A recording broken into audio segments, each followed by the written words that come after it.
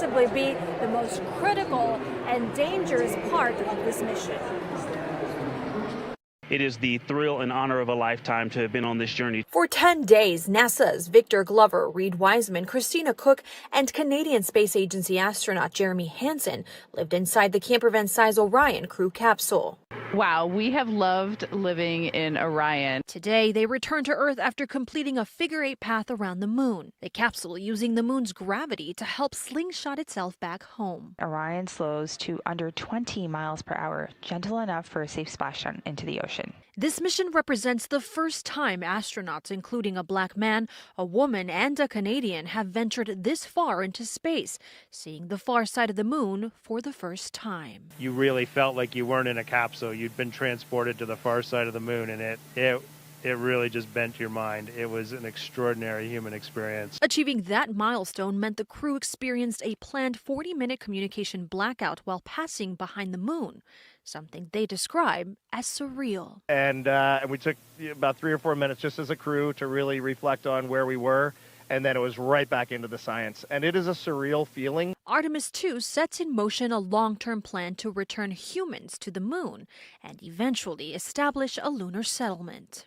Thank you for taking us with you to the moon. Now, we just heard from NASA they are already geared up and ready to rescue the teams upon splashdown. The astronauts will be taken by helicopter and then later onto a dock ship. The astronauts will also be undergoing medical evaluations before they return to shore. Reporting in San Diego, California, I'm Maribel Gonzalez.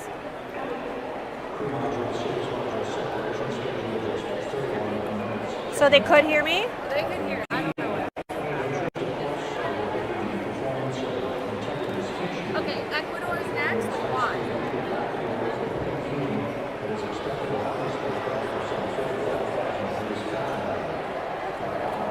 Yep, I hear them.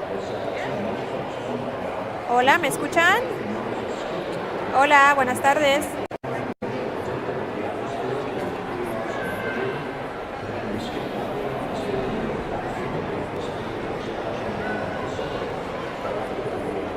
Hola, sí, te escucho, ¿me escuchas a mí?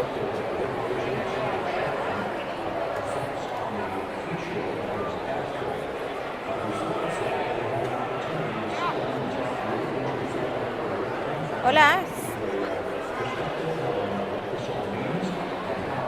¿Sí, me escuchan? Sí, yo los escucho. ¿Me escuchan a mí?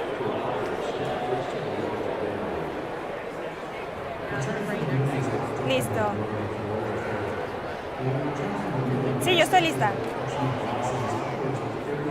Y voy a estar hablando con Juan Carlos, ¿correcto?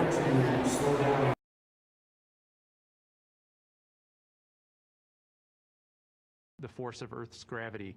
On Artemis I, pressure buildup inside the char layer of the heat shield resulted in the char losses we saw. NASA established a Tiger team whose job was to investigate the cause of the problem and then make recommendations on how to fly the Artemis II mission safely and successfully. And so for Artemis II, we are going to fly a profile that ensures the spacecraft will not see that same type of pressure profile. And so the char losses seen on Artemis II will not be like the ones that we saw on Artemis I.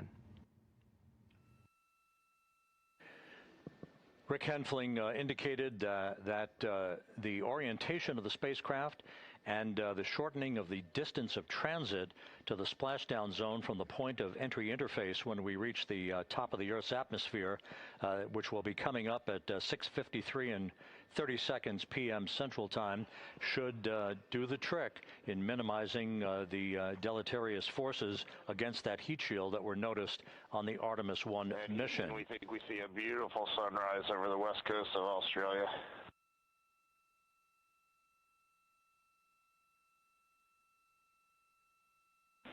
We copy.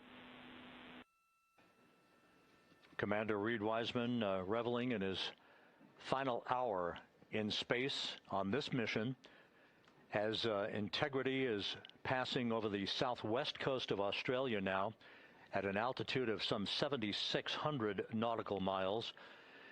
That will begin the southwest and northeasterly transit across the Pacific Ocean, Let's talk a little bit more about some of the highlights and some of the numbers associated with the points of interest here. We are 27.5 minutes away from crew module, service module separation.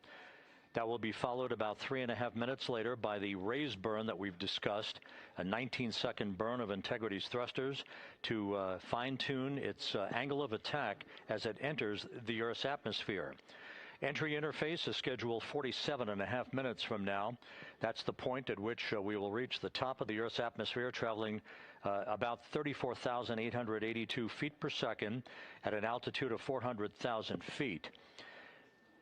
Just 24 seconds after entry interface, we will begin a blackout period of 6 minutes in duration at 6:53 and 54 seconds p.m. Central Time. Now, right about 10 seconds after the blackout period begins, we are expected to reach peak speed, which would be 24,661 miles an hour. That'll be about 103 miles an hour short of the velocity record set by the Apollo 10 astronauts, Tom Stafford, Gene Cernan, and John Young, when they returned from the moon on the Apollo 10 mission in 1969. That blackout period is expected to last 6 minutes in duration. At 6:54 and 52 seconds p.m. Central Time, we'll reach our peak heating period of about 4,000 to 5,000 degrees while we're in a communications blackout from Integrity and its astronauts. That blackout should end at 6:59 and 55 seconds p.m. Central Time, at which point we expect to regain communications with the crew. Capcom Jackie Mahaffey here in the flight control room will be talking to the crew, calling them, and we'll await a response from the crew as they come out of that blackout period. And at that point, their altitude will be just 157,000 feet above the Earth, traveling at 13,000 feet per second with a range to splashdown of just 147 nautical miles. From that point on, the next key series of events will be the deployment of a series of parachutes that we discussed before. First, the forward bay cover chute deploy that will pull the forward bay cover away from the top of Integrity, followed by drogue chute deploy, and then the main chute deploy that's expected at 7:04 and 44 seconds p.m. Central Time. That will begin the gentle descent of Integrity towards its splashdown at just a velocity of just 19 miles an hour. And that will begin the recovery operations that you just heard Megan Cruz discuss with her folks on the USS John Murtha. All of Integrity's systems in great shape. The crew is suited up. Leak checks complete as we stand by for the next major milestone, which will be the crew module service module separation just 24.5 minutes from now.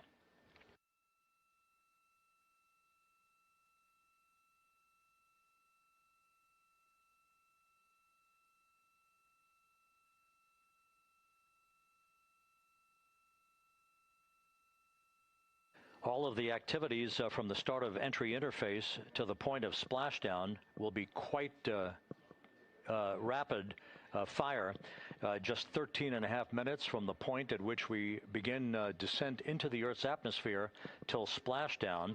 And just to show you, as Rick Shearing, the flight surgeon, alluded to in his interview with Megan Cruz, all of this happens to decelerate the vehicle from traveling around Mach 33 to just 19 miles an hour at splashdown. All of that happening in just 13.5 minutes. But the vehicle and the parachutes are all designed to support all of that, so we'll be standing by to report all that to you in sequential fashion as these milestones are ticked off and as we hear from the crew during its entry back into the Earth's atmosphere and ultimately when they emerge from the blackout period, and at that point we'll be just minutes away from splashdown.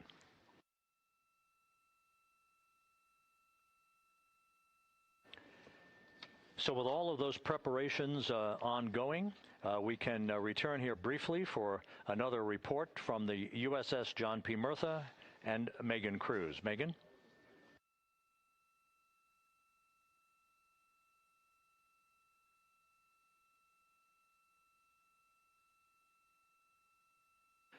And we'll regain that communication with the USS John P. Murtha just momentarily. In the meantime, everything is on track aboard Integrity, the flight control team here in Houston, led by Entry Flight Director Rick Henfling. The voice you will hear talking to the crew is that of Jackie Mahaffey. She will be reporting everything to the crew and receiving their reports as they enter the Earth's atmosphere for their 13.5-minute plunge back into the atmosphere for splashdown off the coast of San Diego. Now we have the ship back with us and Megan Cruz aboard the USS John P. Murtha. Megan? 11 balloon, right?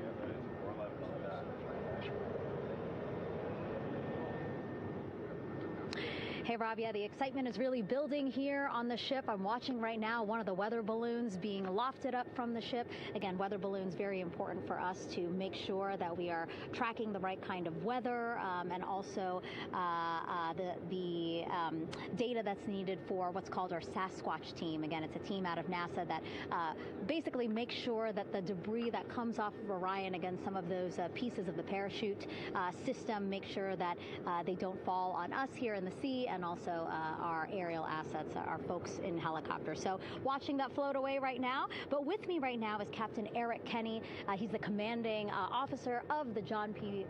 Murtha naval ship. Thank you so much for being here. There are so many moving parts that you have to keep an eye on. That's absolutely right, yeah. But first of all, on behalf of the crew of USS John P. Murtha, Megan, thanks for having me on today. Happy to tell you what we're doing and excited to get the interview started. Yeah, absolutely. Why don't we actually take a look at the flight deck here? We'll start there.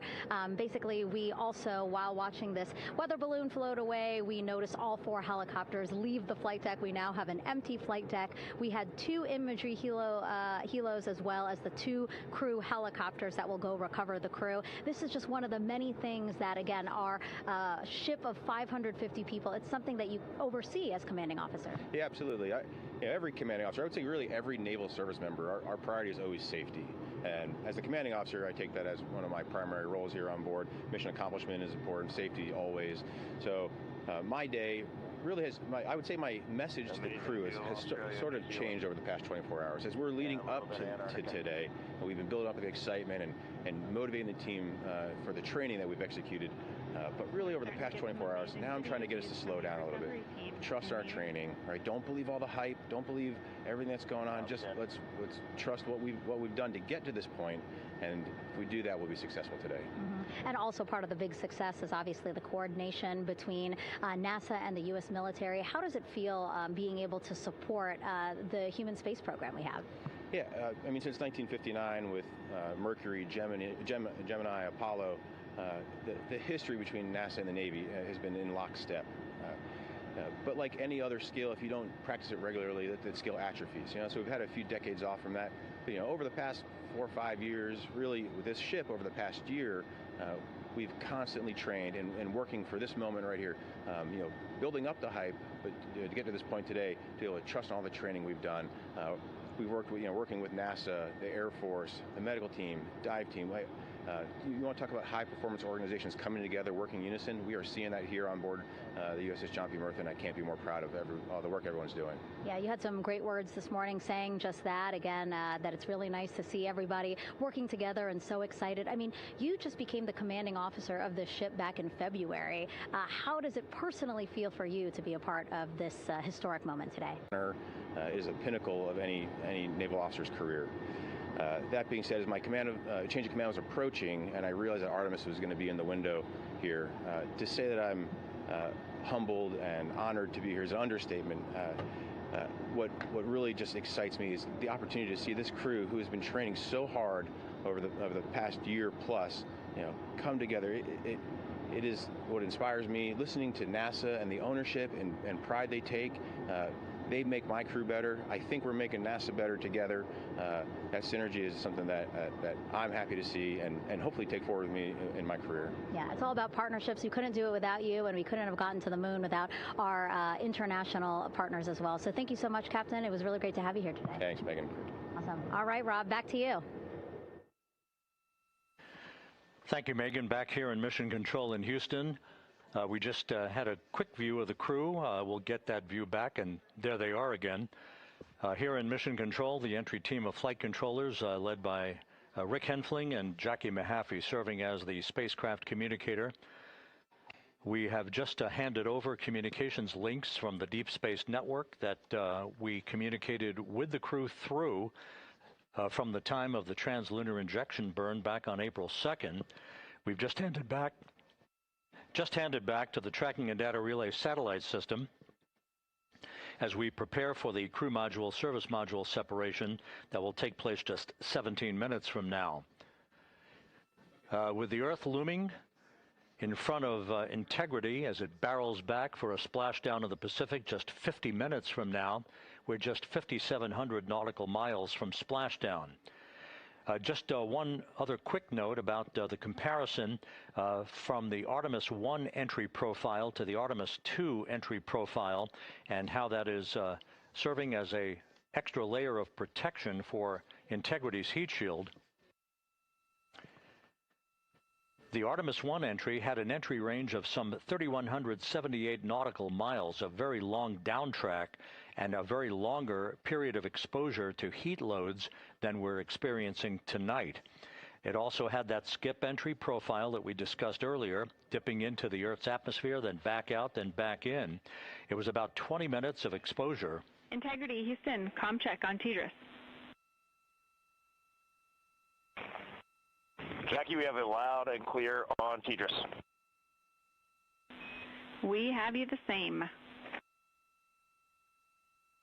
And there's one of the weather balloons being deployed from the USS John P. Murtha.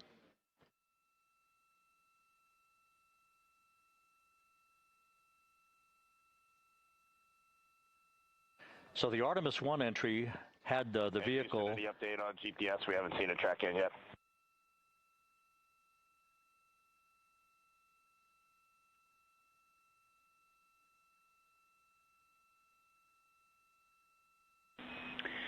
Reed, we are watching. We are starting to get into the window where they may start acquiring, so should be within the next 10 minutes.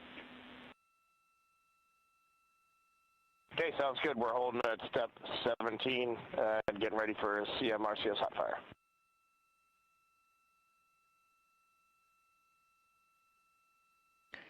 And that exchange indicating that we are expecting to acquire data from the GPS on board. That'll be a navigational tool that will basically tell Integrity's computers that they're on track down the center line of the corridor for the entry interface that will lead them to their splashdown point. Once again, the Artemis I entry exposed the heat shield for about 20 minutes of peak heating. For Artemis II, we're going to reach a downtrack distance of 1,701 nautical miles from the point of entry interface with just 14 minutes of duration. And it's basically a different angle of attack, a little bit steeper angle of attack that will protect the heat shield from excessive heat loads. So that is the difference between Artemis I and Artemis II, all designed into this mission to gather data, to protect the heat shield, since the Artemis III mission and beyond will have a different designed heat shield that will allow that skip entry type of profile to be resumed for all of the future missions coming back from the south pole of the moon when we initiate lunar landings.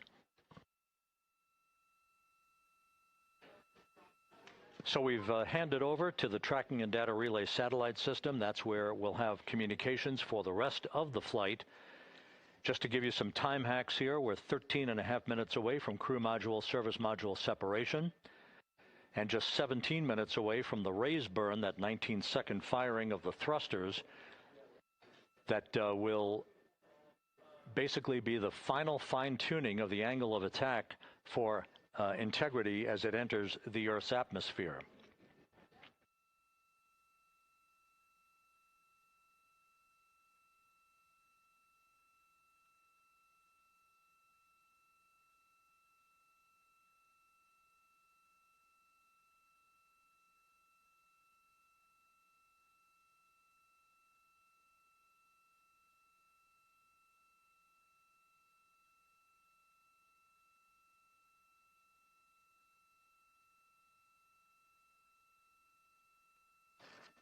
And once again, a dueling box view of some of the assets that are involved in recovery operations today. The integrity, cabin configured, all crew suited and seated. Houston copies. That confirmation from Reed Wiseman aboard Integrity. As you see the assets being deployed to the splashdown zone. At the time of splashdown, we expect the John P. Murtha to be about 5 miles away from Integrity, keeping a safe distance until we are sure that the vehicle is in the water and upright, and that it is in a good configuration system-wide for the recovery teams to begin to approach the vehicle to erect that inflatable raft. 2 minutes to CM RCS warm-up hot fire. We're ready. That call from spacecraft communicator Jackie Mahaffey indicating that we're 2 minutes away from a quick burst of the reaction control system. Thrusters, that will be a hot fire test prior to the separation of the crew module from the service module. The European service module has performed flawlessly throughout this flight. Everything, all the burns that had been prescribed for that service module have been executed on time and without a problem. There is the European flight control room that has overseen the manufacturing, the design of the European service module. They deserve quite a bit of credit on this mission for not only propelling the Integrity and its astronauts toward the moon, but also conducting the fine-tuning of its trajectory to bring it to this point where we are dead spot on down the middle of the corridor trajectory-wise to bring Integrity down for its splashdown in the Pacific just 44 minutes from now.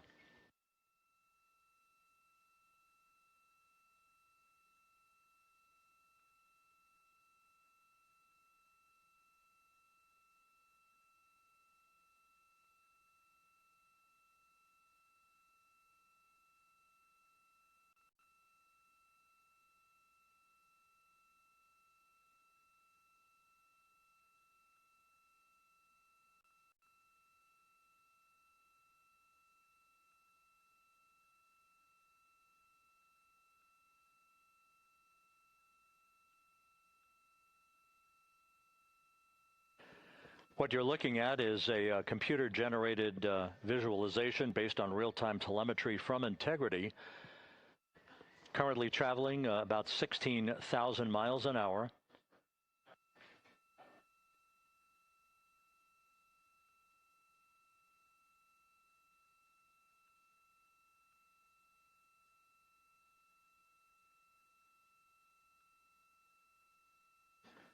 Integrity traveling about 16,000 miles an hour. For the prop cautions, we're taking a look.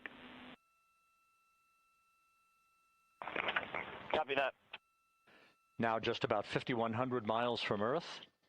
Splashdown scheduled 43 minutes from now. We're just 9.5 minutes away from the crew module service module separation.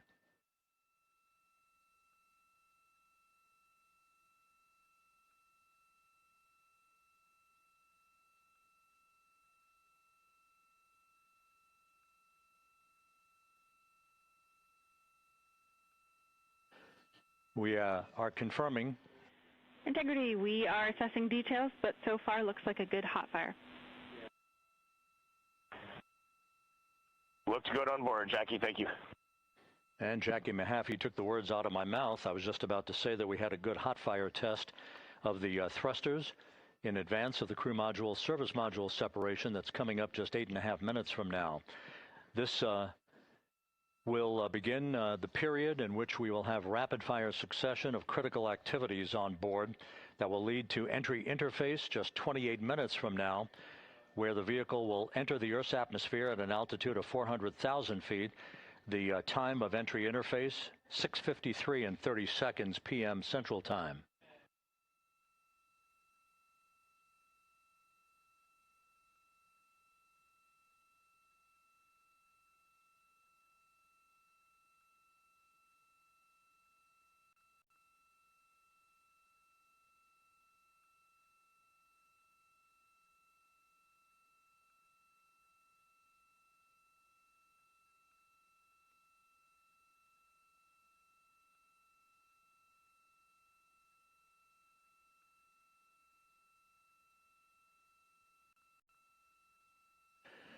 Integrity's astronauts were awakened at mid-morning to begin their entry preparations. And propulsion officer now reports a good hot fire test in preparation for the crew module service module separation.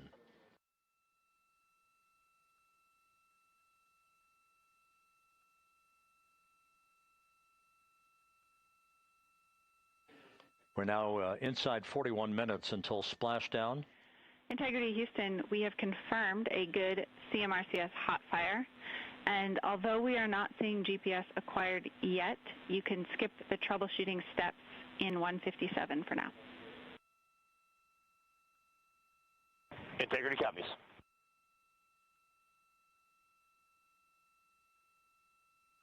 That GPS discussion indicating that we will be acquiring navigational data for Integrity through the Global Positioning System equipment on board. We just don't have it yet, but we will. All of Integrity's systems are in great shape to support its high-speed entry into the Earth's atmosphere. It, once again, will reach a peak speed of 24,661.21 miles an hour. You're calling GPS. We at least have GPS 1 looking good on board.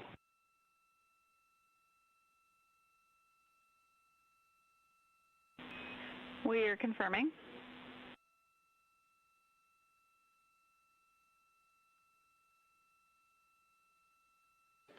The Guidance, Navigation, and Control Officer here in Mission Control confirming that we have good lock on GPS data.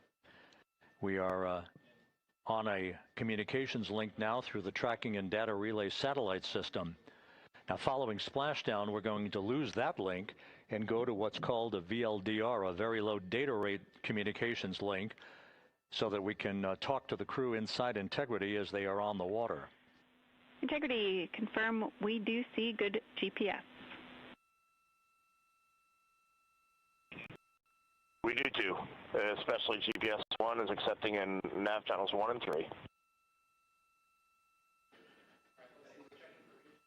That GPS data is basically telling Integrity's onboard computers its position relative to the Earth, but its trajectory and its orientation according to flight dynamics and the Guidance, Navigation, and Control Officer is spot on. We have now armed the pyros for the crew module service module separation coming up less than 5 minutes from now.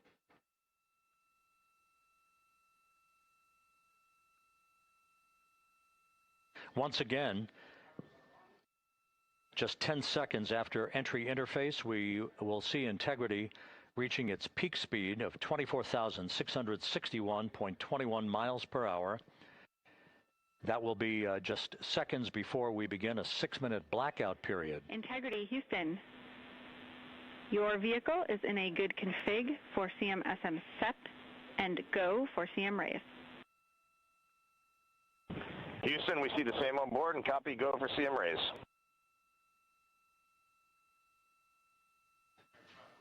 That CM raise referred to as the slight firing of 19 seconds by Integrity's thrusters with a change in velocity of 9.9 feet per second, a slight nudge of the aft end of the vehicle so that it's tilted a bit upward, providing the final angle of attack as the vehicle enters the Earth's atmosphere.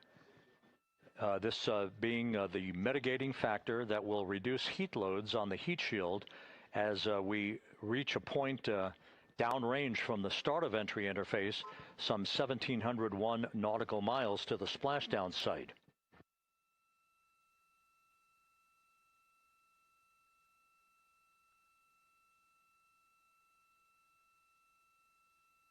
Integrity systems in excellent shape.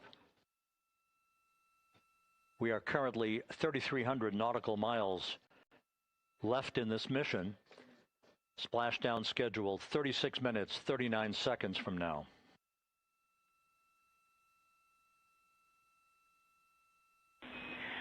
Integrity Houston, for the 2 enabled prop cautions, what happened is while the thrusters were firing, multiple pressure sensors on each of the strings diverged a bit from each other. Those limits look to be set pretty tight. We think it could happen again when the thrusters fire in the future, so we are going to suppress those messages. We concur with suppress, not inhibit. Thank you. That exchange between Jackie Mahaffey, our Capcom for tonight, and Reed Wiseman aboard Integrity, indicating basically to ignore sensor data. All of Integrity's systems are in good shape.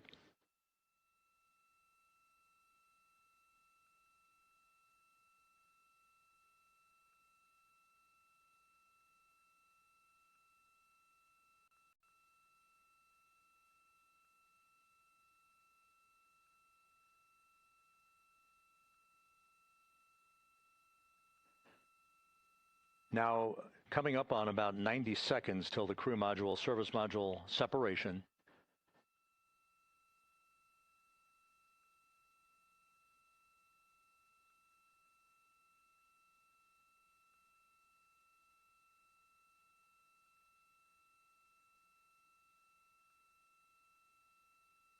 All quiet here in Mission Control as we enter the most critical phase of the completion of this flight. All of the preparatory activities leading up to the vehicle entering the Earth's atmosphere just 21 minutes from now.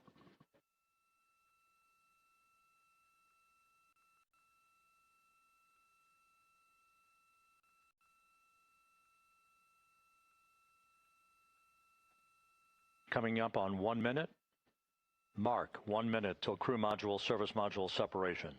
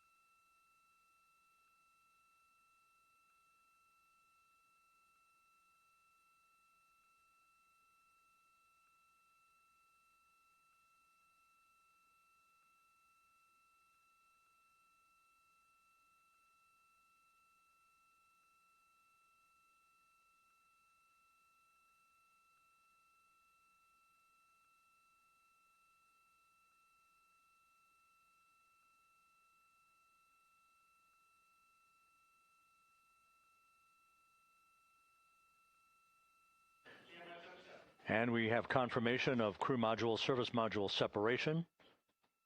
And a great view, albeit momentarily. Houston, good step on board. From Integrity, a job well done. Integrity, no action for the 4 CDH cautions. Those are SM related, not applicable. Integrity.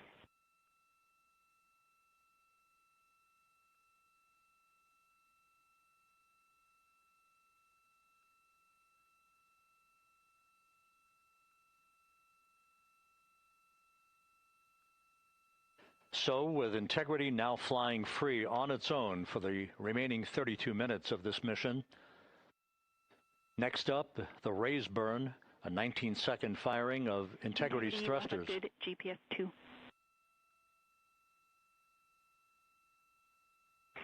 Integrity copies, good GPS 2. Coming up on the 2-minute mark until the raise burn. Again, this is the final tweaking of the orientation of Integrity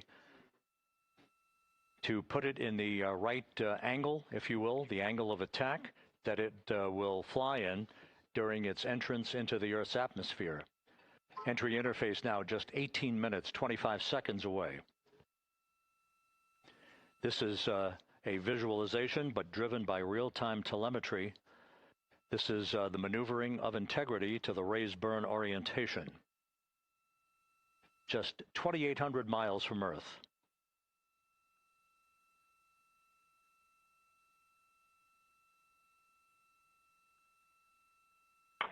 Houston, we got a great view of the European service module out the window with the sun hitting the side and the solar rays and the NASA worm right there. It's a beautiful looking machine. Roger.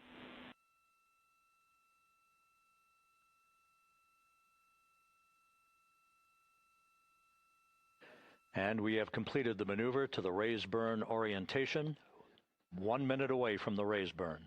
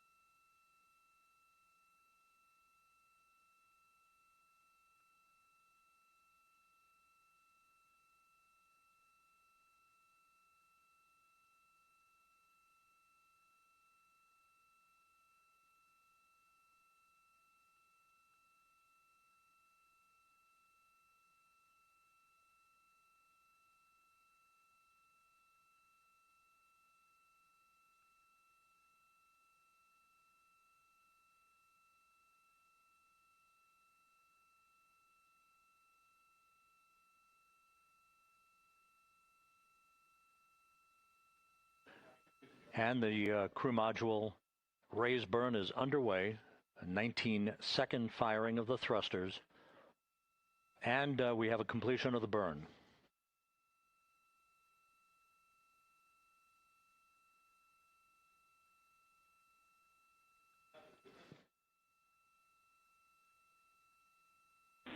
Integrity, good. CM raise burn. Your flight path angle is within limits.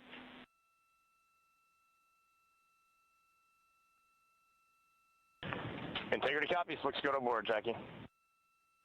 So the final maneuver is now complete. Our trajectory for a splashdown in the Pacific 29 minutes from now is set and will not be amended any further. And we have the right angle of attack to mitigate any excessive heat loads on the vehicle during entry interface. Integrity Houston, a heads up about comm coverage. When you perform the 180 roll, for the first minute or so in that attitude, we expect about a minute LOS. We copy.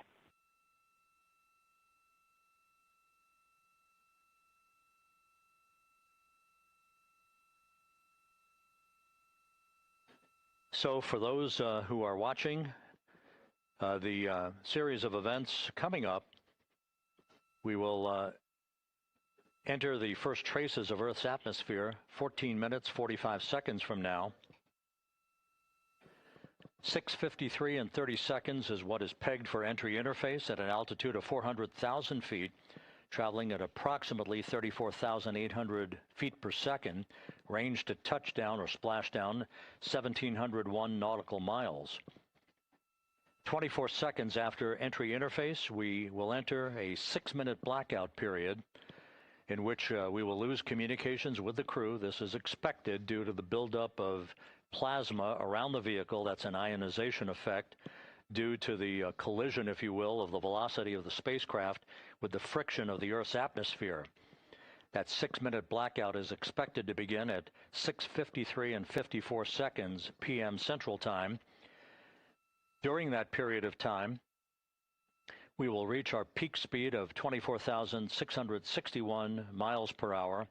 That comes just short, based on unofficial data from the flight dynamics officer right now, will come just short of the velocity record set by Apollo 10 of 24,791 miles per hour in 1969. We expect peak heating on the vehicle at 6:54 and 52 seconds p.m. Central Time, a minute and 22 seconds into entry interface.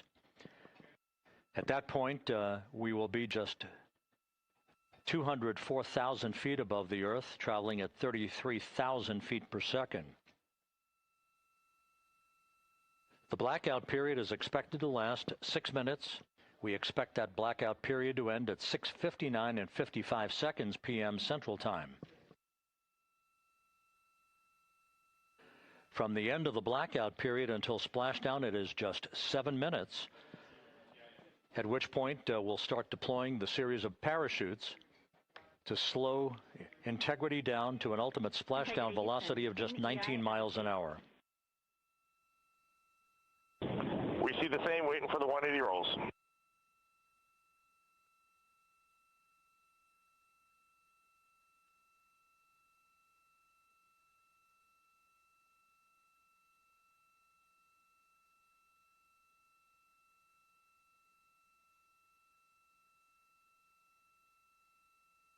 The parachute deployment sequence, once again, will come in several segments, but in rapid fire succession. And we have a great view of the moon out window, too. Looks a little smaller than yesterday. Guess we'll have to go back.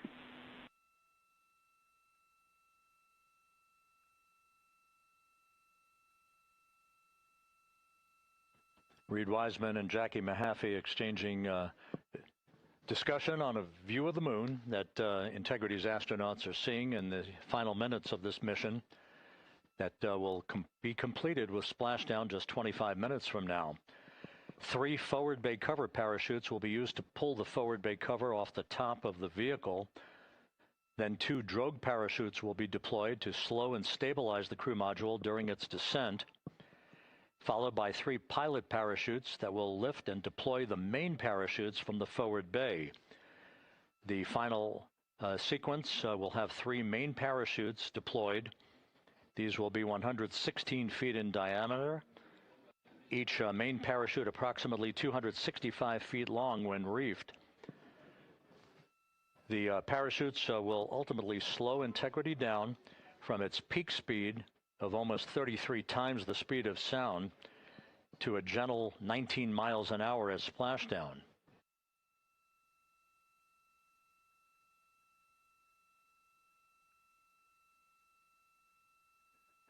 The vehicle is now currently in a roll to the proper attitude for entry interface. Our trajectory is right on according to flight dynamics.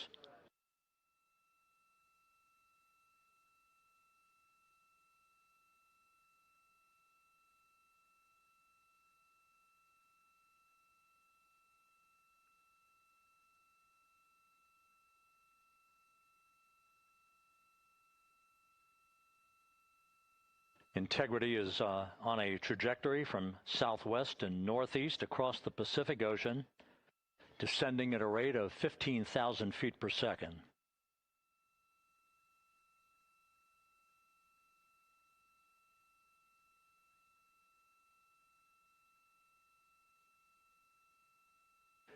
Range to touchdown 4,300 nautical miles, all the systems in excellent shape.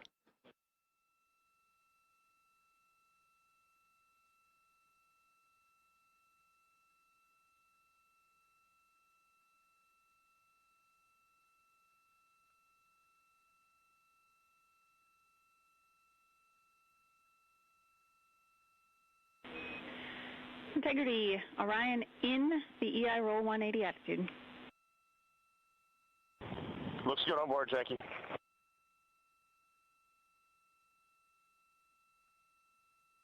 This view out of one of Integrity's windows. We had a call for 3 good barrows. Those are barometric pressure sensors that feed altitude and rate of descent information to Integrity's computers that will trigger the parachute deployment sequence. We are less than 9 minutes away from entry interface, 22 minutes from splashdown.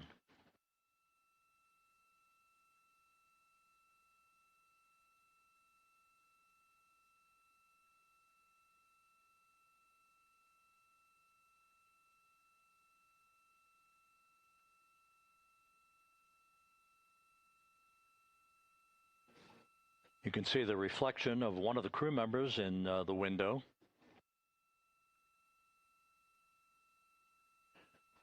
Out in the Pacific, the weather conditions remain go. Just a few clouds, some scattered clouds, winds at 10 knots, wave heights just about 4 feet.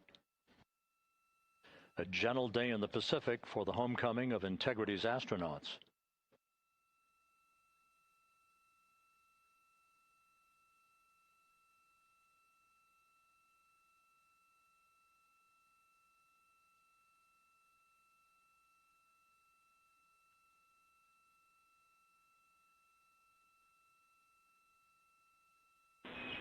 Integrity back in EI attitude.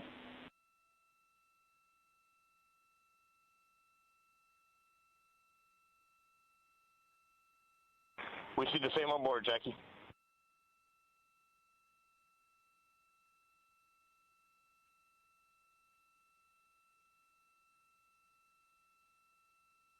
Houston, purge is complete. Crew and vehicle are configured for entry. Houston copies. And we're in step 37, transferring nav state to BFS.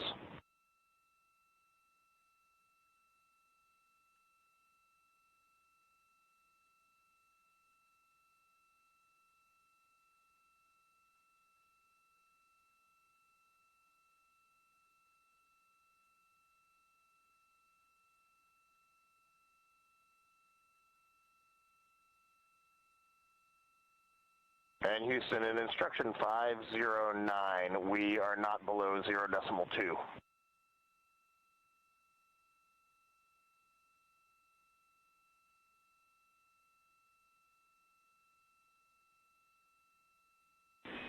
Integrity, no action required. Integrity.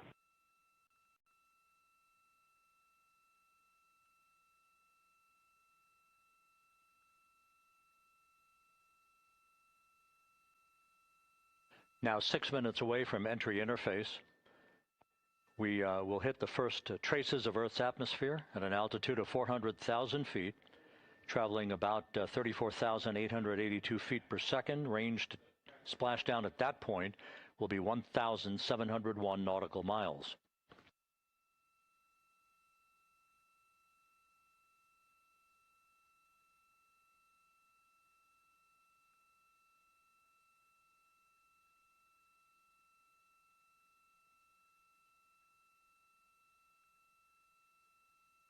And once again, just a reminder, some 24 seconds after entry interface, we do expect to lose communications with the vehicle and the crew during a 6-minute blackout period when a plasma shield will build up around the spacecraft due to the ionization, due to heating effects. And Flight Dynamics has just confirmed we will have a blackout period of exactly 6 minutes in duration. And once again, that's due to the fact that a plasma buildup around the vehicle will prevent communications and data, so we will not be able to talk to the crew members at that time, nor will we receive data here in the flight control room. Houston, everything is looking good on board. Just confirm no pre-EI downloads. Houston concurs. That blackout period to begin at 6:53 and 54 seconds p.m. Central Time, and again will last about 6 minutes in duration.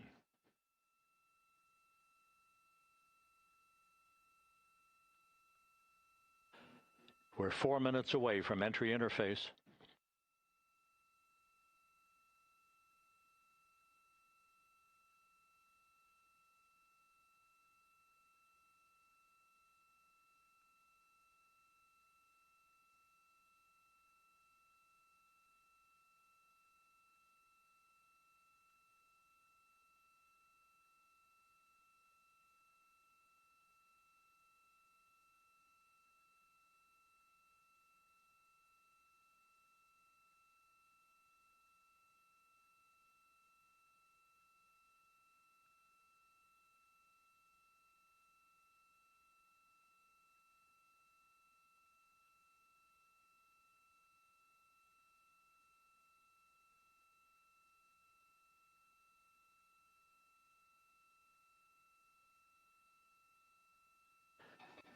This view from Integrity as it crosses from southwest to northeast across the Pacific Ocean, 3 minutes from entry interface.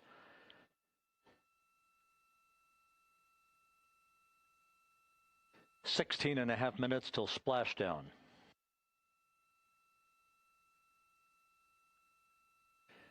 The USS John P. Murtha and the recovery team is on station and in position, as are the airborne imagery assets that we hope to receive imagery from as Artemis enters the Earth's atmosphere and through parachute deployment.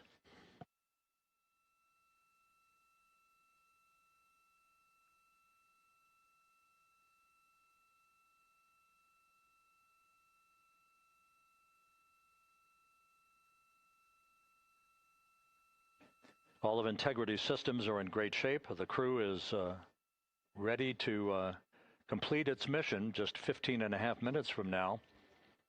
All of the activities today have gone off in perfect fashion.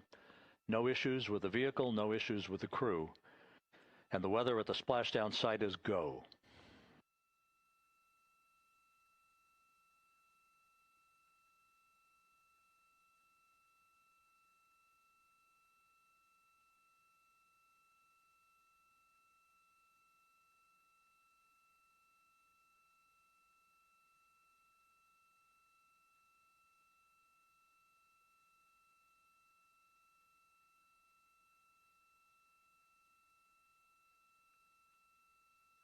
Coming up on 1 minute until entry interface.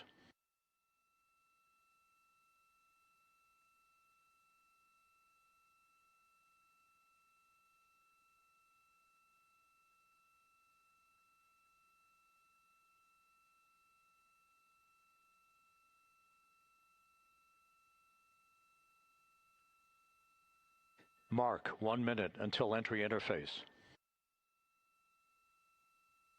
1 minute, 20 seconds until the expected start of our 6-minute blackout. Integrity, 1 minute to a 6-minute blackout.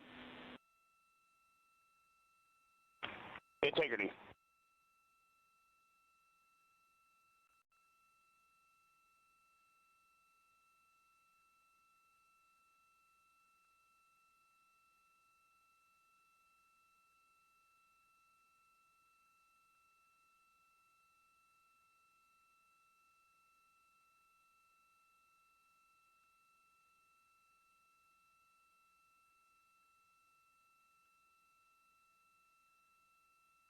Ten seconds till entry interface.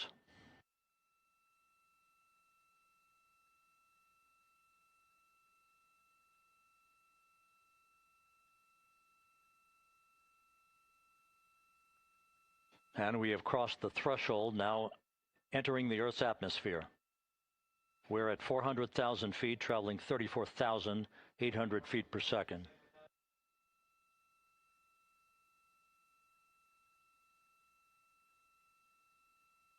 Time to splash down, 13 minutes, 10 seconds.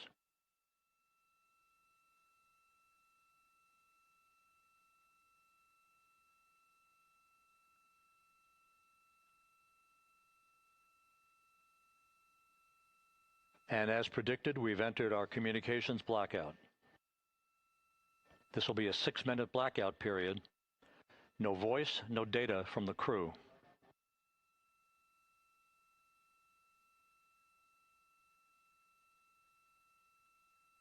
We're 30 seconds away from the anticipated point of peak heating on the vehicle, where temperatures will rise to about 4,000 to 5,000 degrees Fahrenheit. This is the true test of our trajectory.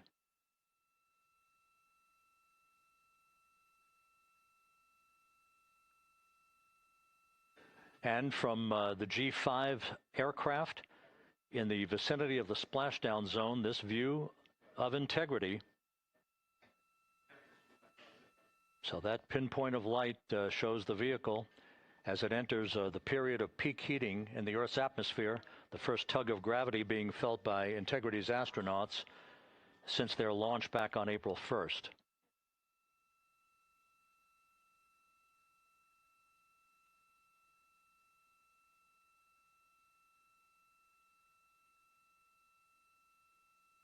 Four and a half minutes until the end of the blackout period.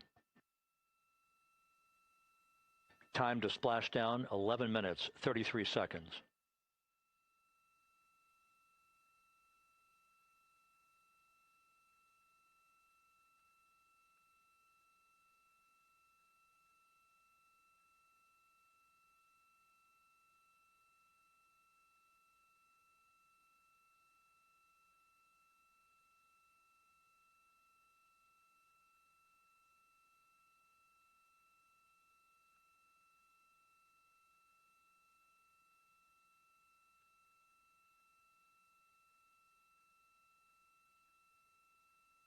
The landing and support officer reports that the P-3 has acquisition on Integrity.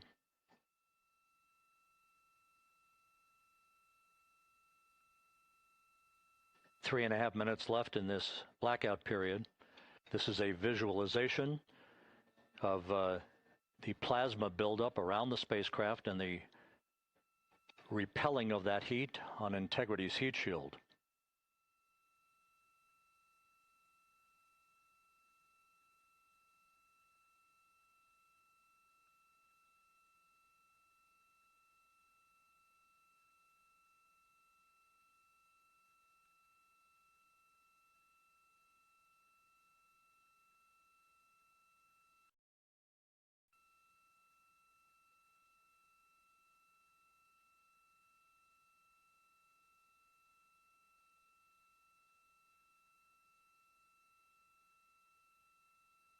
Flight Dynamics reports that airborne assets in the vicinity of the splashdown zone do have a visual on Integrity. Still 2 minutes and 40 seconds left in our blackout period. Time to splashdown, 9 minutes, 35 seconds.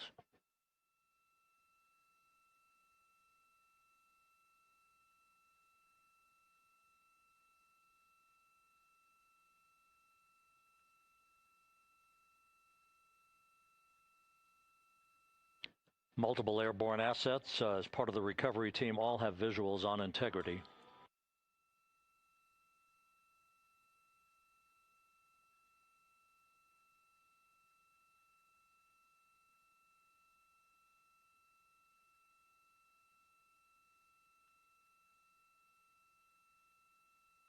And the WB-57 flying in the splashdown zone also has a visual. And the Navy helos also have visuals.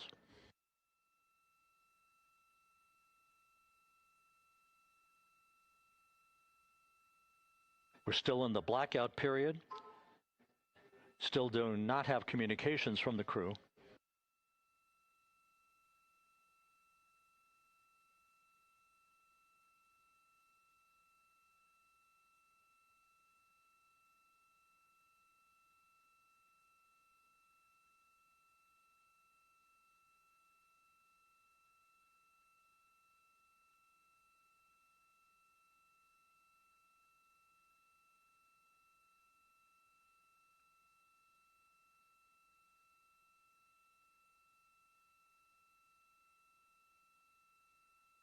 We're standing by for communications from the crew. We should be out of the blackout period less than a minute from now.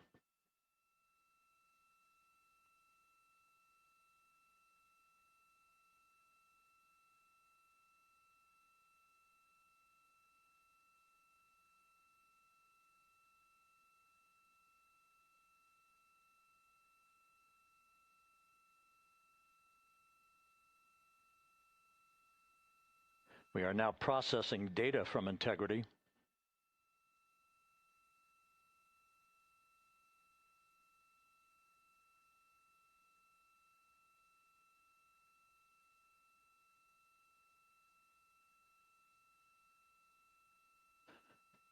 Landing and support officer reports the small boats are en route to the splashdown target zone.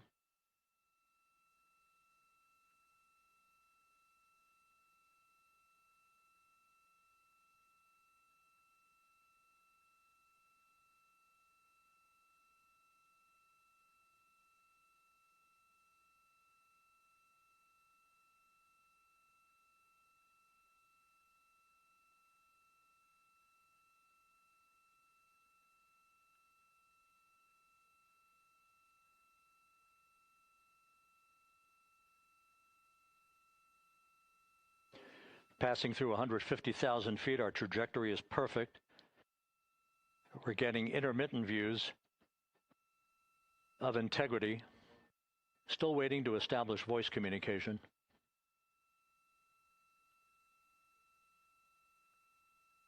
Integrity, Houston, comm check, post-blackout. Houston, Integrity, we have you loud and clear. Your trajectory is nominal, and your recovery teams have visual. Guidance looks good. No action for the enabled internal camera controller fail.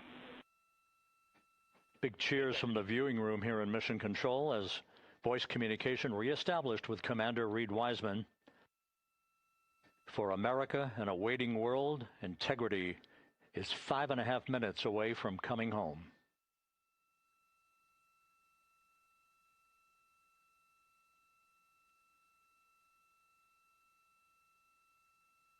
Passing 100,000 feet now. Range to splashdown 19 nautical miles.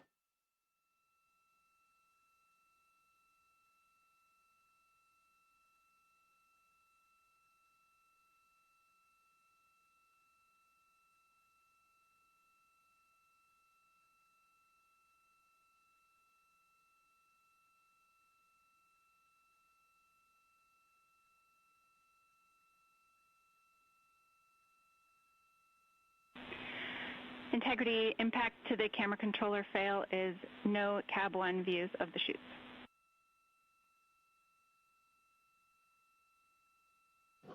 Integrity. We're processing good data through the GPS system. A good view of Integrity, time to splashdown 4.5 minutes.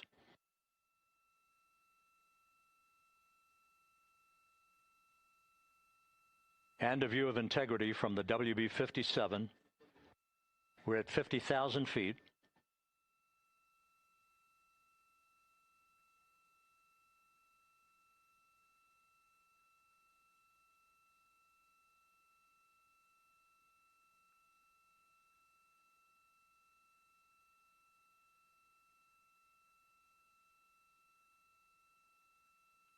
The pyros are armed for forward bay covered jettison.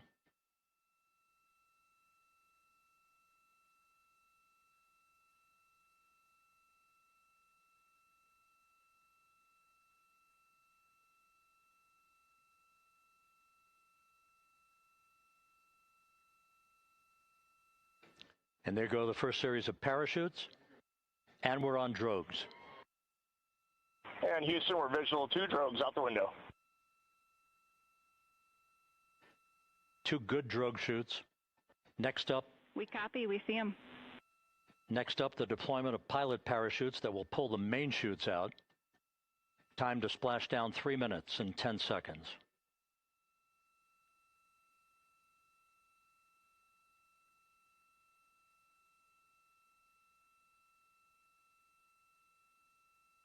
Perfect descent rate according to flight dynamics. Good rates on 2 drogues. We see the same on board.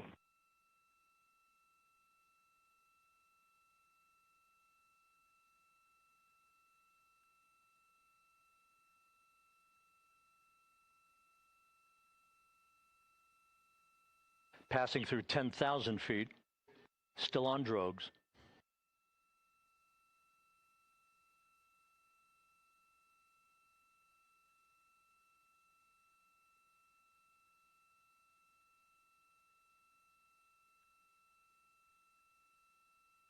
Main chute deploy. We're at 5,000 feet.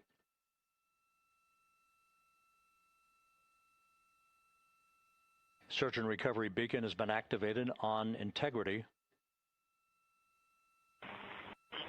And we have 3 good main chutes. Good 3 main chutes, good reefing, good descent rate. Good rates, and we see 3 good-looking parachutes.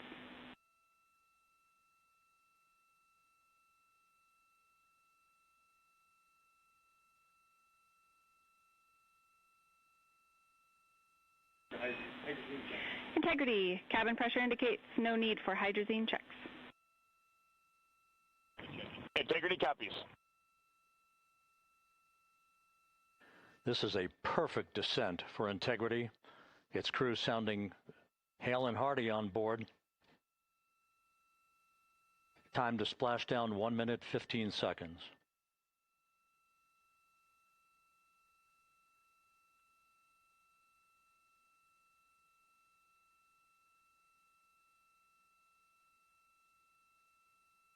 Integrity about to complete a journey spanning 694,481 miles from its launch from the Kennedy Space Center back on April 1st, and a trip around the moon.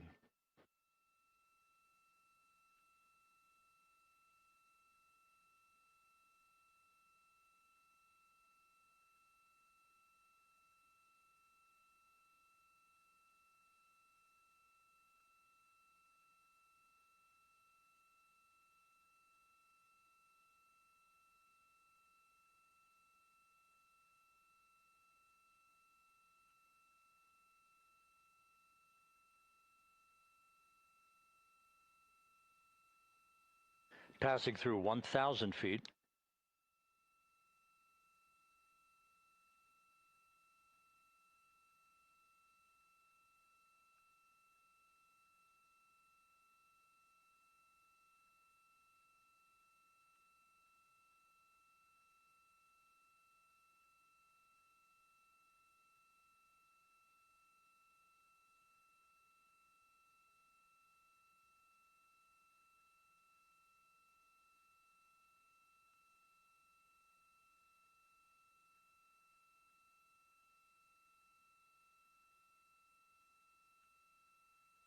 Houston Integrity, splashdown, sending post-landing command now. Splashdown confirmed. Copy splashdown, waiting on VLDR. Splashdown confirmed at 7:07 p.m. Central Time, 5:07 p.m. Pacific Time. From the pages of Jules Verne to a modern-day mission to the moon, a new chapter of the exploration of our celestial neighbor is complete. Integrity's astronauts back on Earth.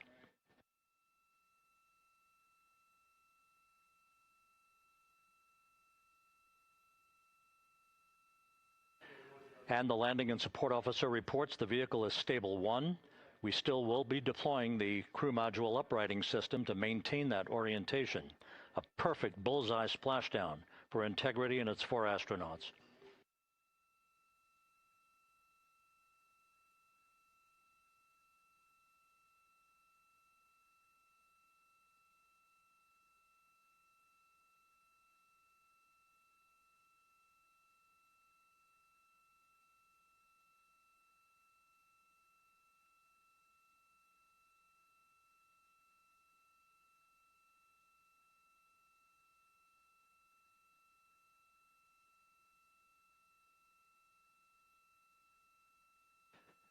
The unofficial splashdown time, 7:07 and 47 seconds p.m. Central Time. We'll get that refined for you. That would put the end of the mission at a mission elapsed time of 9 days, 1 hour, 31 minutes, 35 seconds.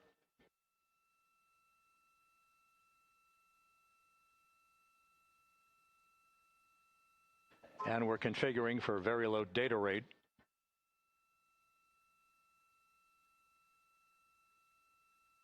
Once again, splashdown occurring in the Pacific, southwest of San Diego at 7:07 and 47 seconds p.m. Integrity Houston, comm check on VLDR.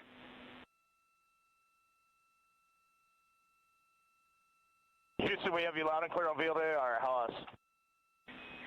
We have you the same. We'll meet you over in post-landing. Perfect communications established. A journey. We are stable 1, 4 green crew members. Houston copies all. Reed Wiseman reporting 4 green crew members. That is not their complexion. That is the fact that they're in great condition. That's what that means. So stable 1, upright. The crew module uprighting system is being deployed. The 5 airbags being inflated through helium to maintain the upright configuration for the vehicle. This was a textbook entry and a textbook touchdown for Integrity. Reed Wiseman, Victor Glover, Christina Cook, and Jeremy Hansen back on Earth after a journey around the moon.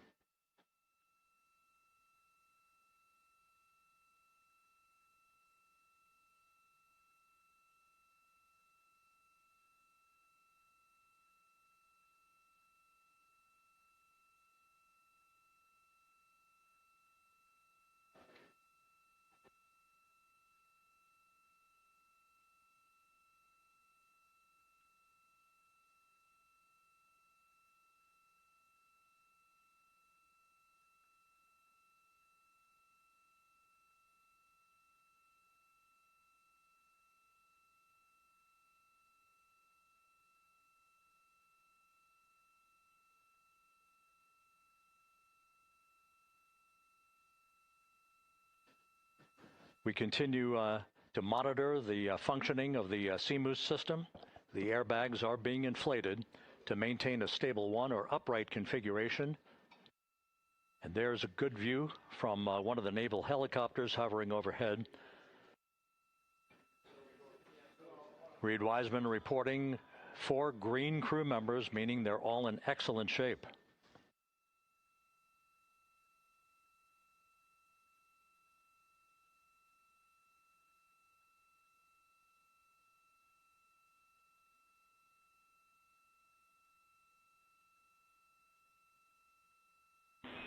Integrity Houston for SAR beacon and radio.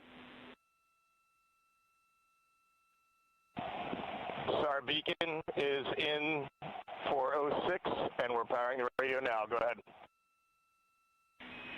We see the beacon on. However, the recovery team is not seeing the signal. Your SAR radio uses the same antenna, so you may run into trouble with the radio.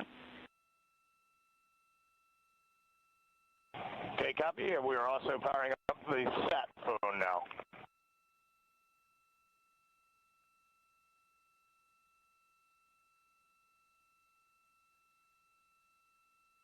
So Integrity is in great shape, and as the crew continues its post-splashdown timelined activities on board, Reed Wiseman once again reporting that all 4 crew members are in excellent shape. And we have 5 inflated airbags to maintain an upright configuration so that the recovery team can now begin a slow approach to the vehicle. Meanwhile, here in the flight control room, Entry Flight Director Rick Henfling is polling his team of flight controllers for the start of powering down the vehicle after a thorough systems check. We have no toxic gases to be concerned about, so the recovery personnel can approach the vehicle, but not until we have powered down the spacecraft. That's expected to take a few more minutes.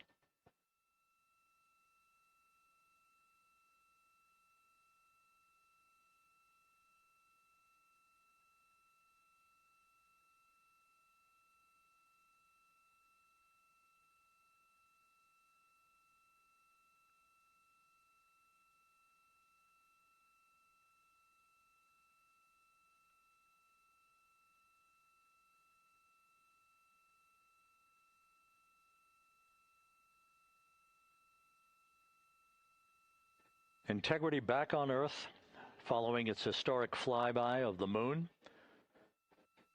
It was, for all intents and purposes, a textbook mission. On 28, but I'll remain on this frequency. We copy.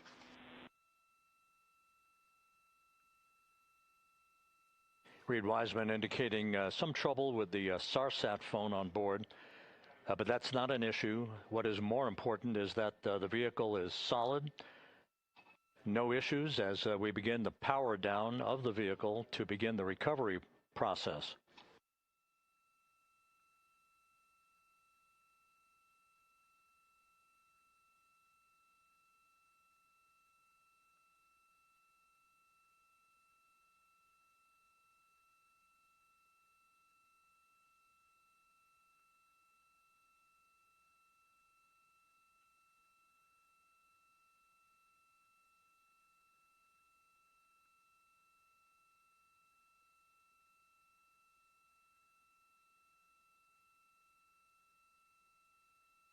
The propulsion officer here in Mission Control reports that we have safed the prop system on Integrity.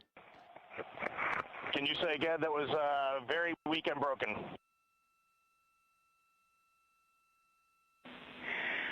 Integrity Houston did not call.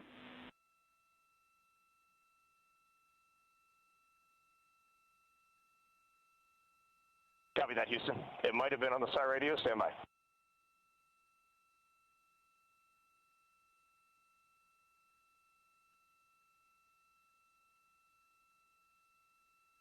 All of the milestones were executed in perfect fashion. Integrity entering the Earth's atmosphere right on time, reaching its peak speed shortly after a blackout period began. We emerged from the blackout period, but the recovery imagery airborne assets were able to pick up Integrity's descent almost immediately through entry interface. tracking the vehicle all the way down. And finally, you saw the sequence of chute deployments. First, the forward bay cover being pulled off the top of the vehicle by a series of 3 parachutes. Then the drogue chutes were deployed, followed by the 3 main chutes that slowed the splashdown velocity of Integrity to just 19 miles an hour.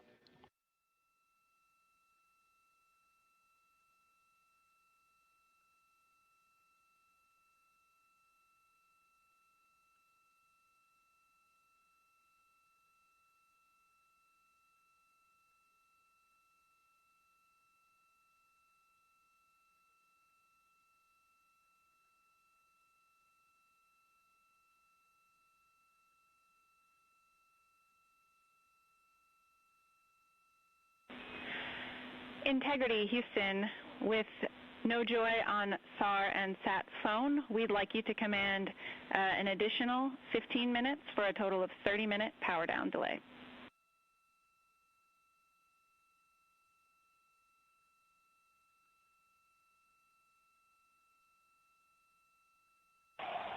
All right, Jackie, we have selected T/D plus 30. No joy on SAR radio or sat phone. And stand by, we have the master diver on SAR radio. Please hold comms. Hey, Lily. Excuse me. Hey, Jackie, we just got the master diver on SAR.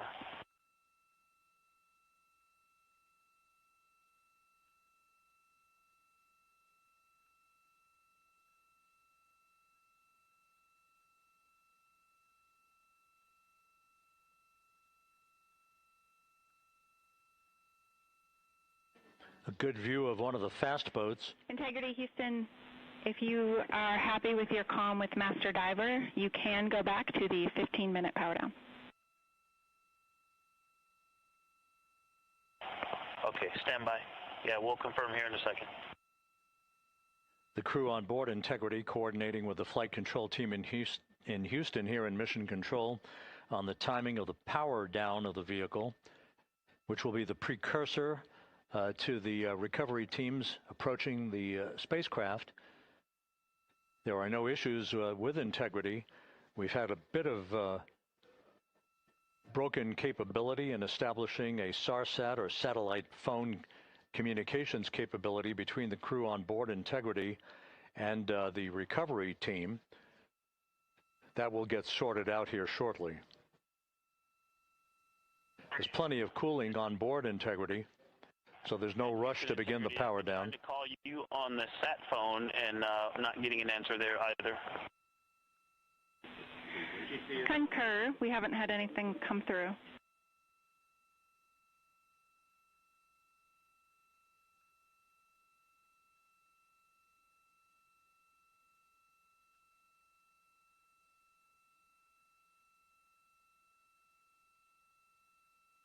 And Houston, if you could relay to recovery that we hear them, but it does not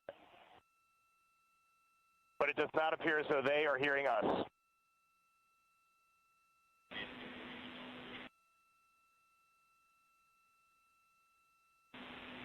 Houston copies, and Reed, just to confirm, you are pushing the PTT on the radio.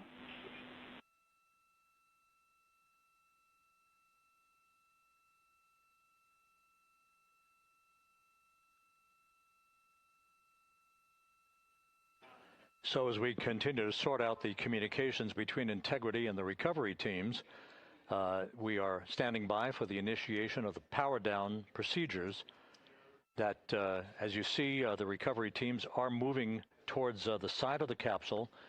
The next major event will be the erection of that large inflatable raft called the front porch. That will be the port of call for the crew as they're being extracted one by one from the vehicle.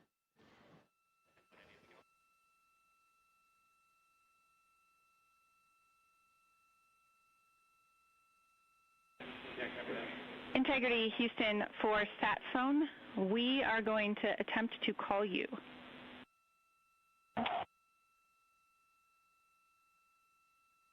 Good idea, standing by. And Jackie, yes, we are pushing the push to talk, the 2 buttons on the left side of the radio below the up-down arrows. We are utilizing them. I'm rebooting the radio to see if we get good comms. Okay, we copy all, and just to confirm, you are seeing that you are touchdown plus 3030 for power, correct?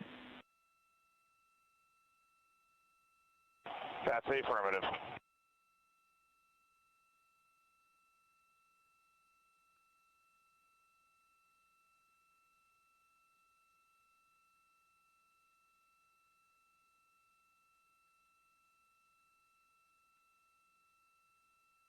We are trying a backdoor approach to have mission control here call the crew on their satellite phone. This is all part of the coordination for the power down of the vehicle that will initiate the actual recovery operation. The first boats with the Navy divers on board are standing by, waiting to close in on Integrity to begin the process of erecting the large inflatable raft. That's called the front porch. That will be where the astronauts are extracted from so that they can have a few minutes to get their land legs back before they're hoisted aboard the Navy helicopters for the flight back to the deck of the USS John P. Murtha.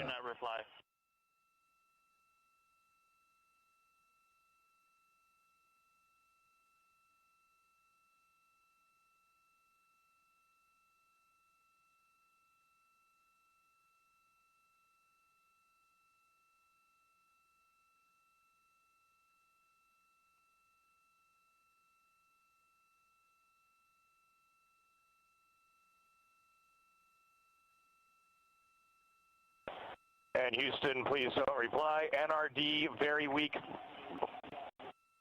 but readable. Master Diver, we can hear, but they cannot hear us.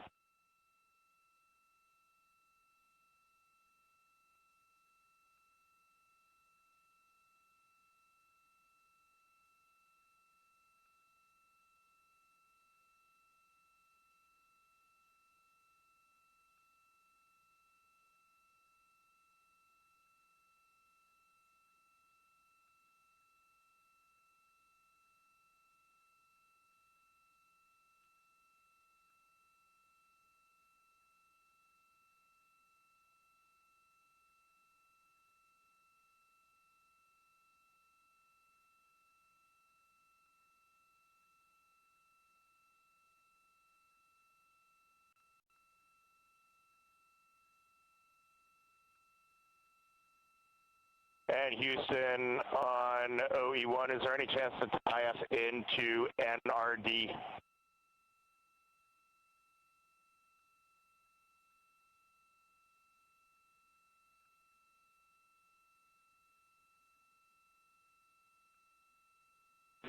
Checking.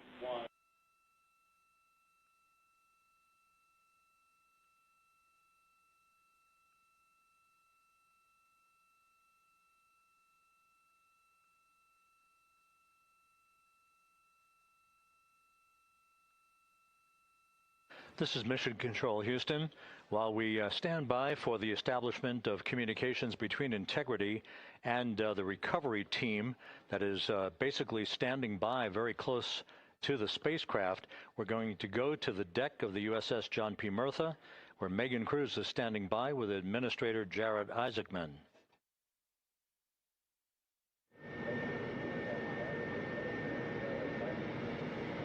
Hey, Rob, yeah, just such an honor to be able to be here on the ship, to be able to share and experience this moment with everyone together. And of course, as you just said, yes, here with NASA Administrator Jared Isaacman. Administrator, how did you feel getting to witness this and seeing NASA at its best? Oh, I mean, I'm honestly, I'm still at a loss for words. I mean, you know, like the childhood Jared right now can't believe what I just saw. I mean, almost been waiting my whole lifetime to see this, and then it's NASA Administrator. I just couldn't be more proud of the entire workforce, the years, the effort, the late nights, all the hard work from across the country that contributed to this incredible moment right now. And yeah, incredibly grateful too for our teams here on the John P. Murtha right now. Yeah, look at them behind us here. Got everybody. Hey, what do you guys think? We just brought some astronauts back from the moon, huh? Unbelievable. Thank you. Yeah, so grateful to the Navy, the sailors that are here, the NASA teams. I mean, this is a joint effort that's on their way right now. These recovery forces are getting out to our Orion spacecraft, to Integrity, to get our astronauts back on the ship safely. Yeah, and this is not just an accomplishment for NASA. This is an accomplishment for humanity. Again, a historic mission to the moon and back. How does this make you feel, and what do you hope people take away from this? Well, I'll tell you, I think about the crew members that we've all had an opportunity to observe over the last 10 days, right? I mean, they're absolutely professional astronauts. I mean, wonderful communicators, almost poets. But then I think these were the ambassadors from humanity to the stars that we sent out there right now. And I can't imagine a better crew than the Artemis II crew that just completed a perfect mission right now. So yes, it's a huge moment for everybody, right? I mean, we are back in the business of sending astronauts to the moon, bringing them back safely, and to set up for a series more. I mean, this is not a once in a lifetime, which you hear sometimes around here. It's like, this was a once in a lifetime. No, it's not. This is just the beginning. We are going to get back into doing this with frequency, sending missions to the moon until we land on it in 2028 and start building our base. Yeah, are we going to build on the momentum for Artemis III? I mean, it's just around the corner. Absolutely. So, I mean, that's, part of me too. Like, I can't wait to get the crew off of Integrity right now, but also getting Integrity back on this ship so we can start taking a look at it, because all that data is so precious to us right now. I mean, we are going to definitely want to take a good look at the thermal protection system. We're going to want to download all the data they couldn't transmit back to us and use that to inform Artemis III. But we're already making progress, right? You had SRB segments already showing up at KSC. Core stage for Artemis III is rolling out on April 20th. We're getting Mobile Launcher 1 back in vehicle assembly building. So yes, there is a lot to celebrate right now on a mission well accomplished for Artemis 2, and at the same time, we got to start getting ready for 3. Amazing. And last question, for people who joined us for all 10 days to see what we can accomplish together with our international partners, what do you think about the fact that we're going to keep doing this more and more and more? It's incredibly exciting. I mean, yes, it's the contributions, like the best and brightest across the NASA workforce from across the country, our industry partners, our international partners. We had a Canadian Space Agency astronaut on board in Jeremy. We had the European Service Module. And you think, in the days leading up to this launch, I mean, 48 hours prior to launching Artemis II, I was meeting with the Italian Space Agency. We signed a memorandum of understanding to build a habitation module on the moon. I mean, you have countries, all of our allies and partners coming together saying, we are committed to this effort. We are returning to the moon. We're doing it to stay. We are building that enduring presence. We are going to master the skills on the surface of the moon so someday we can undertake missions to Mars. It's just an incredibly exciting time, and we're not going at it alone. We're bringing everybody along with us. Absolutely. And speaking of everyone, one more time, we're going to ask the crew here, you guys ready to land on the moon? Awesome. I love that. Okay, well, thank you so much, Administrator. Appreciate you being here. We're, of course, going to stay on to watch the crew get extracted from Orion, so stay tuned, and we'll see you back here shortly.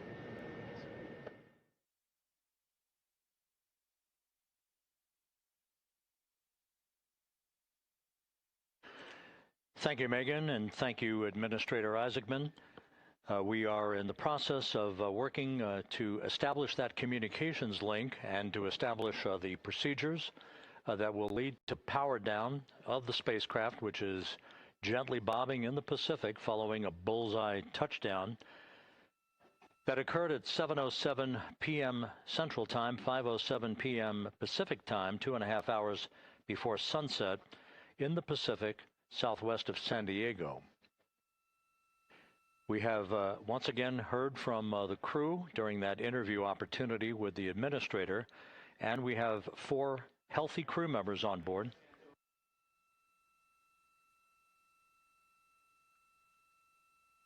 We now have confirmation that the vehicle has been powered down as per the procedures. So we have vehicle powered down, and the flight control team here in Houston, Flight Director Rick Henfling, has handed over mission authority to the Exploration Ground Systems team out in the Pacific. Now, we will physically not get off console with this team until the crew has been extracted into the front porch, that inflatable raft that will be erected along the side hatch of integrity, so we're standing by for that in the next step in the recovery procedures. But everything is in great shape, and we have 4 healthy crew members on board the vehicle.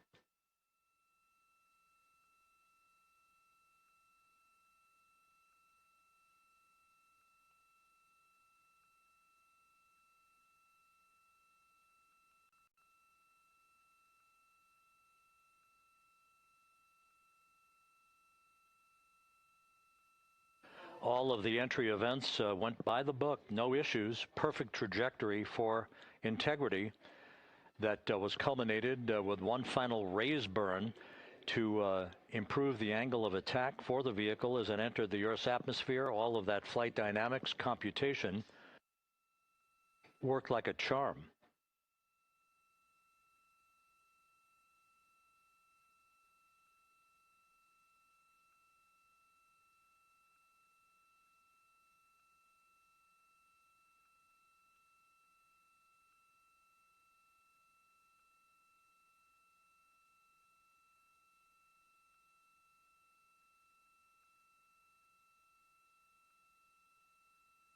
So we are standing by for the recovery team to approach integrity and begin the process of erecting that inflatable raft called the front porch, which will see the crew members be extracted from the hatch of Orion into that inflatable raft before they're hoisted aboard 2 Navy helicopters in a variety of different configurations.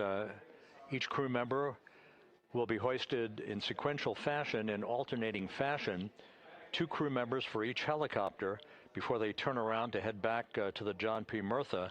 Once on the deck of the ship, they'll be brought into medical bay for comprehensive medical exams.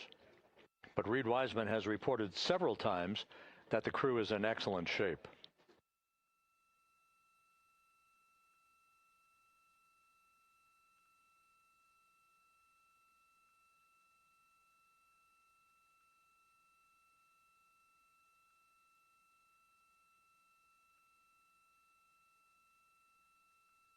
So just to recap, it has been some 26.5 minutes since the splashdown of integrity in the Pacific.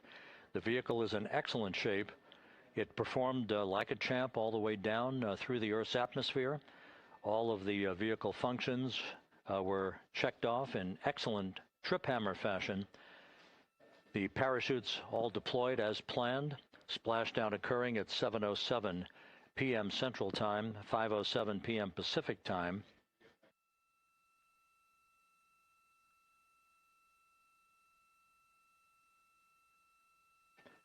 And after a bit of a tussle to try to establish a communications link with the recovery team, we were finally able to run through the procedures for the powering down of the vehicle. We've handed over mission authority to the Exploration Ground Systems folks out in the Pacific, and the recovery team will be approaching the vehicle shortly to erect the inflatable raft called the front porch before opening the hatch to integrity to bring the crew members onto that raft before they're hoisted onto 2 Navy helicopters, 2 crew members for each helicopter before they're flown back to the deck of the USS John P. Murtha.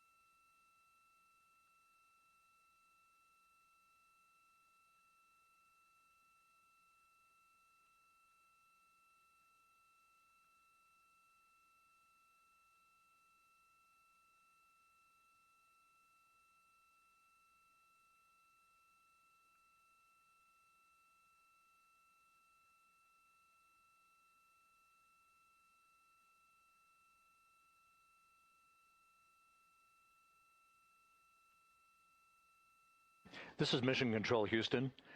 After talking to the flight dynamics folks, we have a bit of a refinement on the splashdown time for you.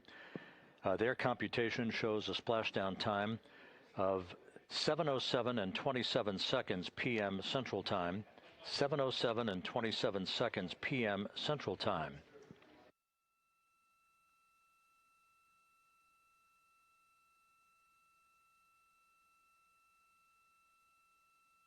That would equate to a mission elapsed time of 9 days, 1 hour, 32 minutes, and 15 seconds.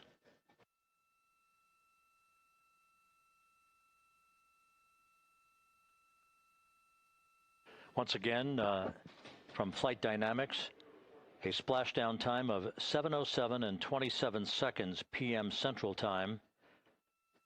That would equate to a mission elapsed time of 9 days, 1 hour, 32 minutes, and 15 seconds.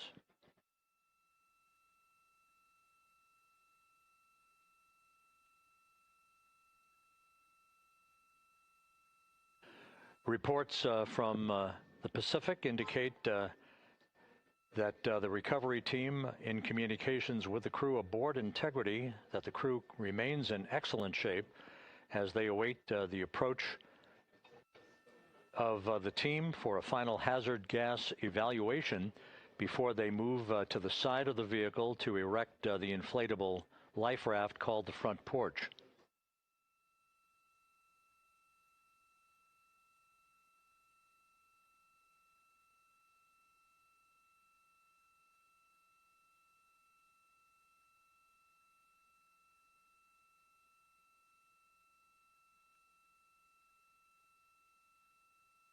Again, no issues with Integrity. The vehicle is powered down. All of its systems are now safed.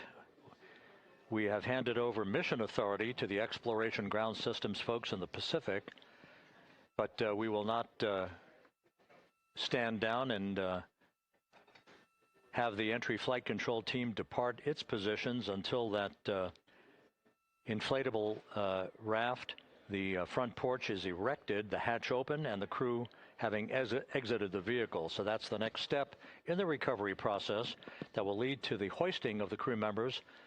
For 2 crew members for each helicopter, they'll be hoisted to a pair of Navy helicopters that will then fly a short distance back to the USS John P. Murtha. What you're looking at is one of the fast boats circling the vehicle to make a hazard assessment.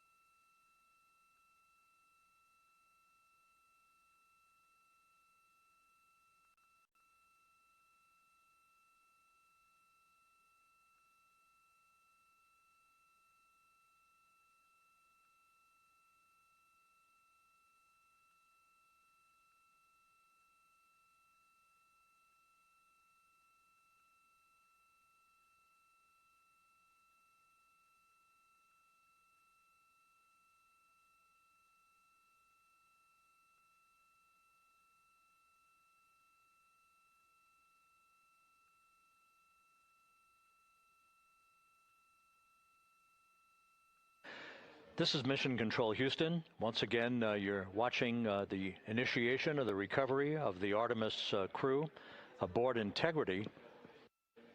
All of the Navy divers and the fast boats are now approaching the spacecraft after conducting a hazard assessment. The vehicle has been powered down. Entry Flight Director Rick Henfling now waiting for the life raft, the front porch, to be erected along the side of the vehicle so that the hatch can be opened and the crew members extracted from Integrity, soon to be hoisted one by one into a pair of Navy helicopters for a short flight back to the deck of the USS John P. Murtha. If you missed it earlier, we talked to Flight Dynamics and received a more official touchdown time or splashdown time, as it were, of 7:07 and 27 seconds p.m. Central Time, 5:07 and 27 seconds p.m. Pacific Time.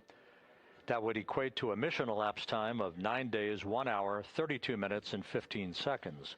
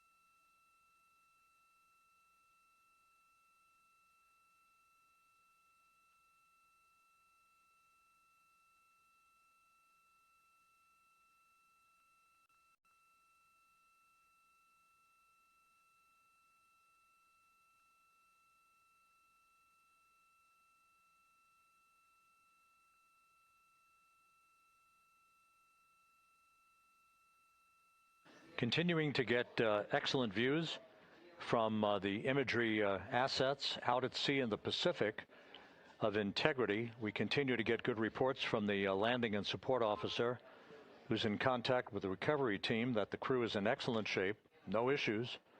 They're just currently biding their time, waiting for the front porch to be erected. We have no hazardous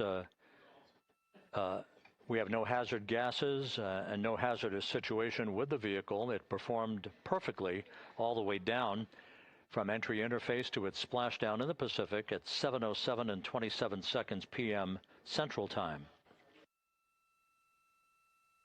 And as you can see, the first phalanx of recovery personnel now pulling up alongside of Integrity.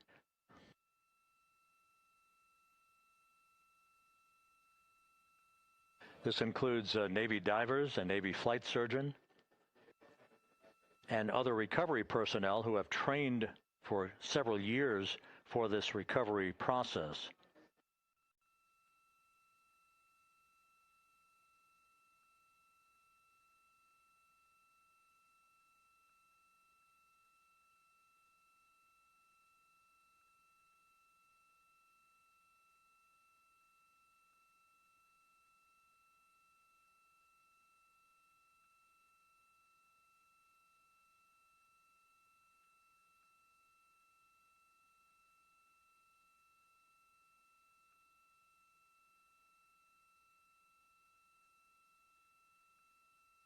At this hour, some 41 minutes following splashdown, the vehicle has been powered down. There's no hazardous gas emanating from the vehicle. That's why the first team of recovery personnel has been able to pull alongside Integrity.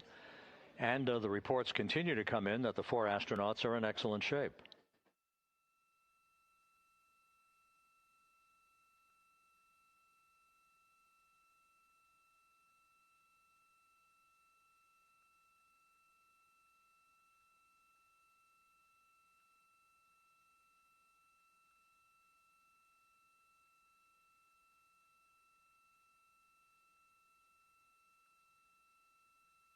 Yes.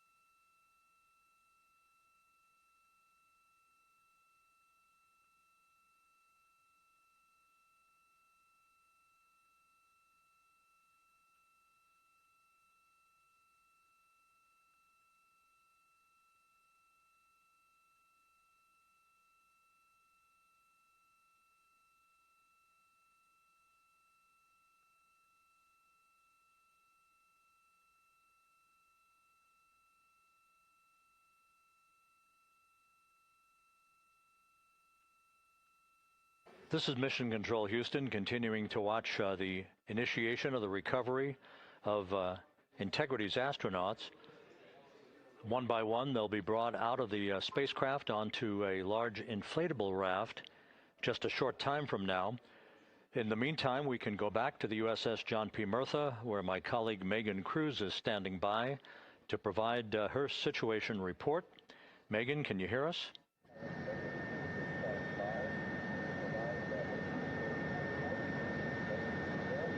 Hey, Rob. Yes, I can hear you. Thank you. Yeah, we're back here on the bow of the recovery ship where there are still plenty of people peering out into the water. We are not very far from the action everyone is seeing on their screen now. The Orion spacecraft, Integrity, in the ocean, surrounded by a number of recovery boats.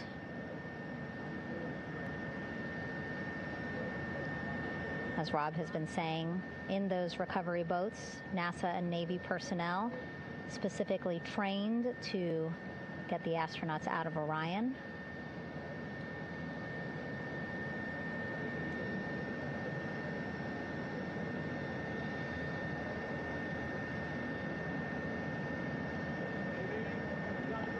In some of our wide shots, you can probably see that there are 6 boats out in the water.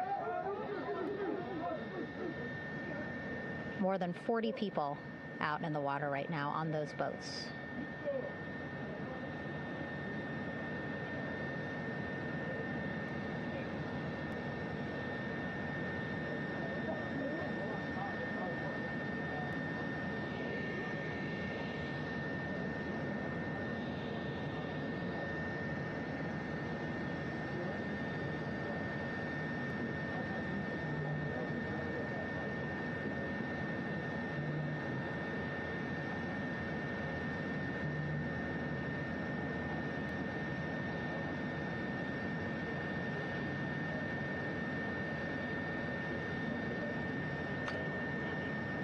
First order of business is to set up the front porch and the stabilization collar. You might also hear it referred to as a stab collar. Basically just to make sure that Orion stays upright, doesn't sway in the water too much, again, to make it easier for recovery forces to get the astronauts out.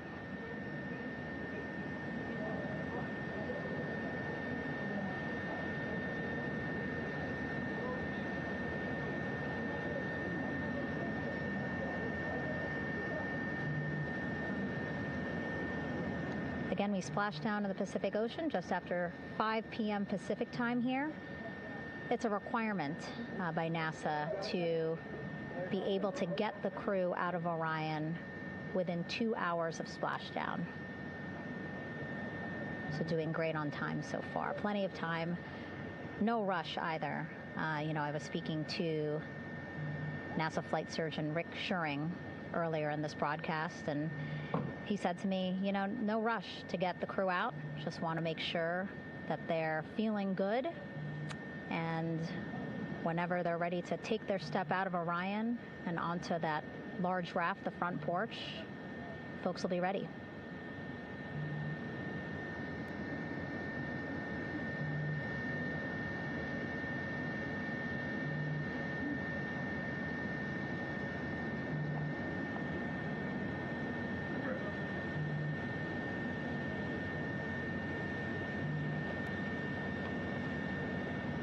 And as there are mission audio loops in Mission Control in Houston, there is a mission audio loop here on the ship, and it was just reported out that the side hatch is open. Side hatch of integrity is open. You're getting these beautiful shots from our aerial assets. The ship itself, where I'm on, just 3,000 yards away. Again, plenty of people on the boat here, glued to the side closest to where they can see all this action. And again, with just 3,000 yards separating us, great views from the bow here. You can see now that side hatch is open. One of the Navy personnel is about to get inside there.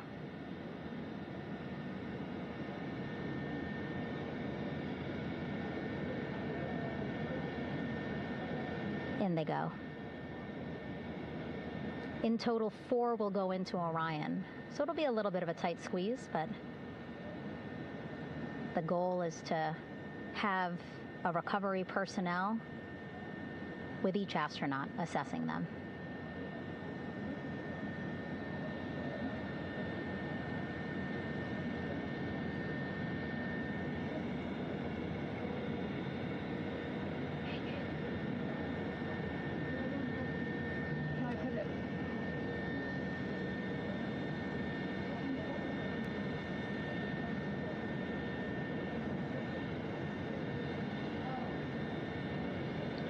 Boats getting closer now. Again, that one that's right up against Orion, those are the divers that will go in to the spacecraft to check on each of the astronauts. These other boats will begin doing a number of things, putting on that stabilization collar onto Orion, building that front porch. Eventually, they will retrieve the parachutes, as well as tow Orion back to the well deck of the recovery ship here.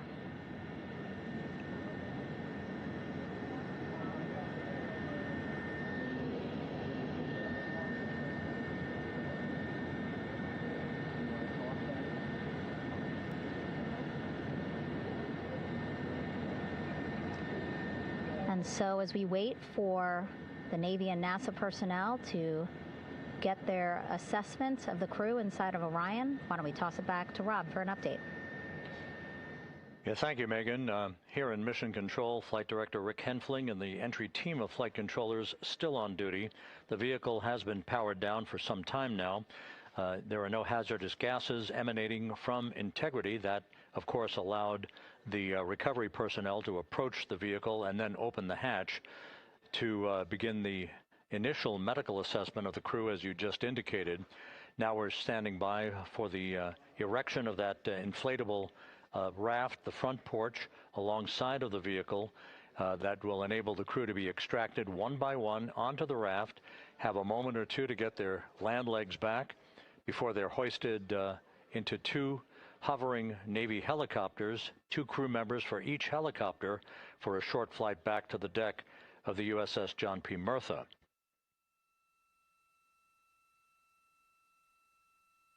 All of Integrity's systems operated flawlessly throughout the course of the approach to the Earth, the entry into the Earth's atmosphere, and all of the key milestones that followed in this high-speed return to Earth for Integrity, a mission that spanned more than 694,000 miles from the vehicle's launch from the Kennedy Space Center atop the Space Launch System back on April 1st.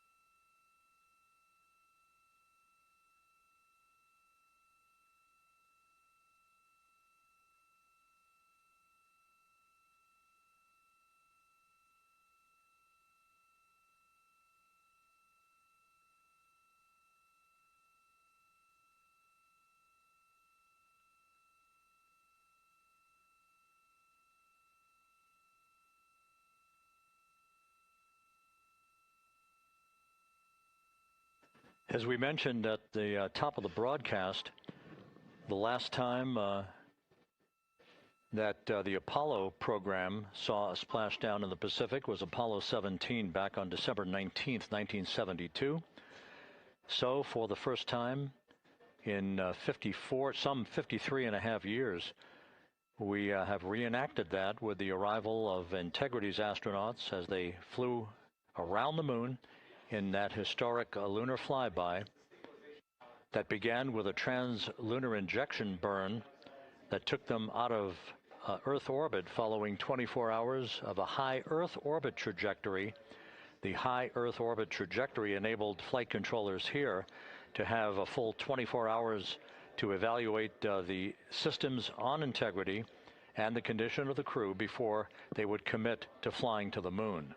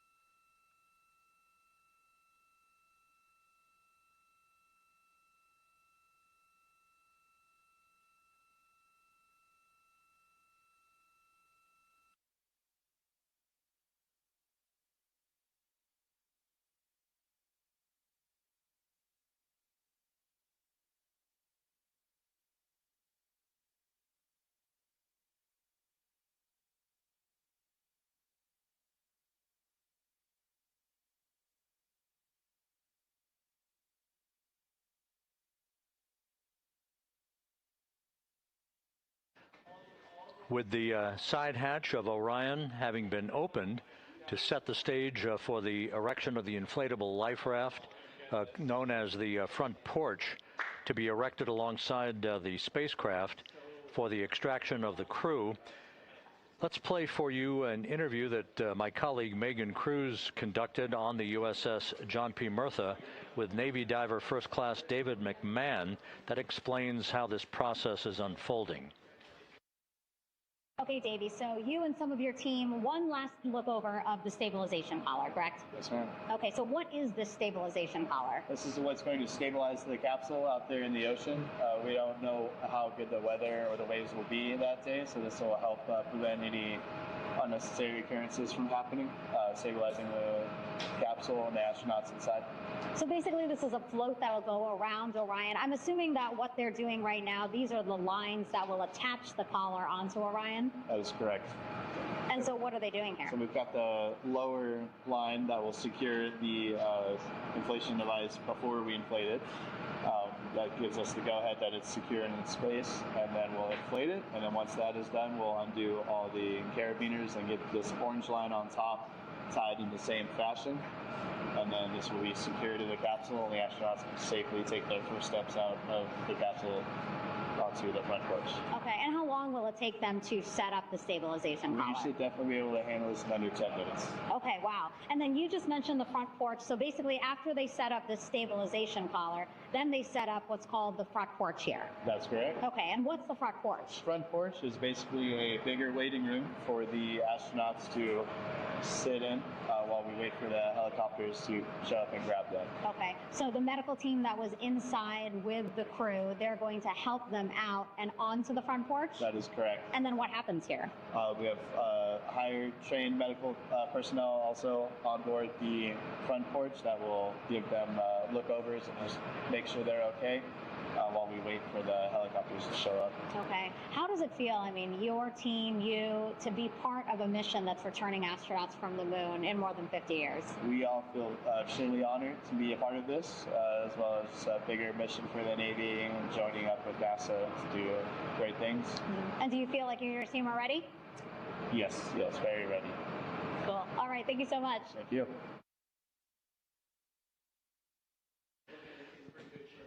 Once again, the recovery operations are continuing out in the Pacific. We shortly should see that life raft, the front porch, erected alongside the side hatch of the vehicle.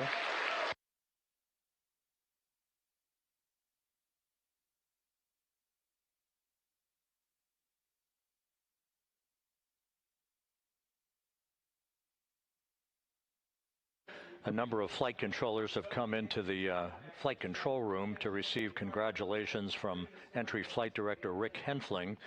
But we're going to stick with our operations out in the Pacific as we await the extraction of the 4 crew members who are reported to be in excellent condition.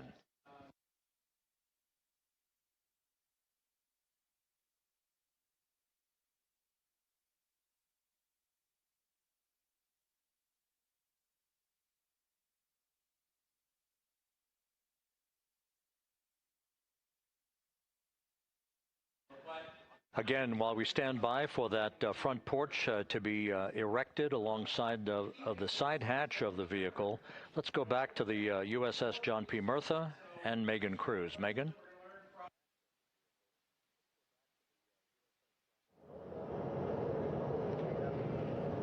Hey, Rob. Pausing now to listen to some internal audio loops. Again, the operations team here on the ship communicating with everyone out on the water. It seems like currents are hindering them a little bit from unfurling and inflating the stabilization collar as well as the front porch. But again, the requirement to get the crew out within 2 hours of splashdown, plenty of time. So no concerns just yet. But as calm as the water looks, yeah, it looks like it's hindering the teams just a tad.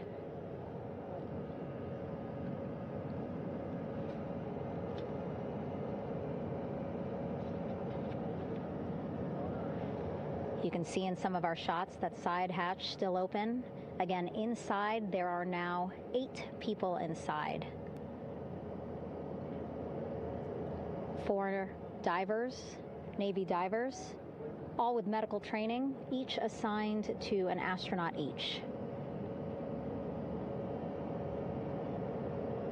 Making sure that they're comfortable, feeling good.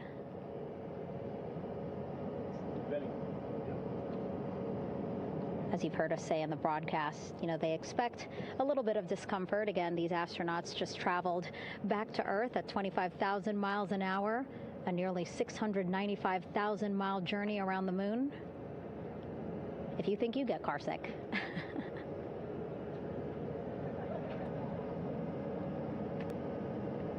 Again, 6 boats out there, lots of gear with them, just in case, right?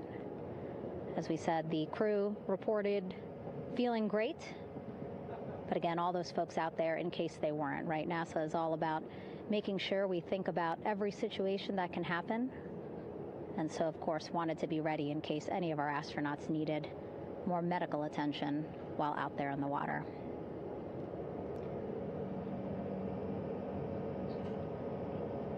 You see now teams, again,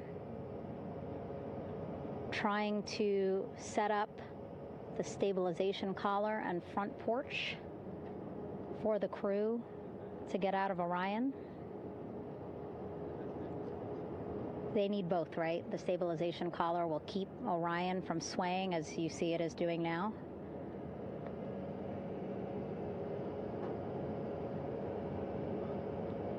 And then they will connect to the front porch to the stabilization collar so that the crew can take 2 steps and they will be in the front porch.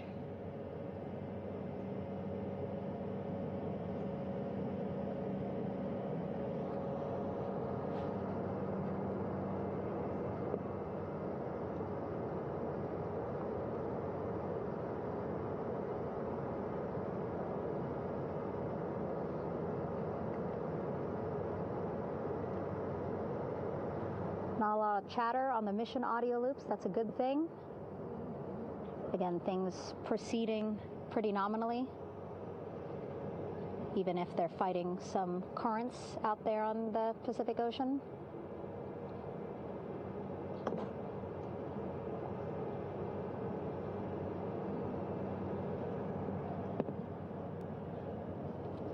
Again, the goal, setting up the stabilization collar and the front porch so that the crew can rest comfortably in the front porch, get placed into harnesses so that 2 helicopters can lift them off the front porch and onto the USS John Murtha here.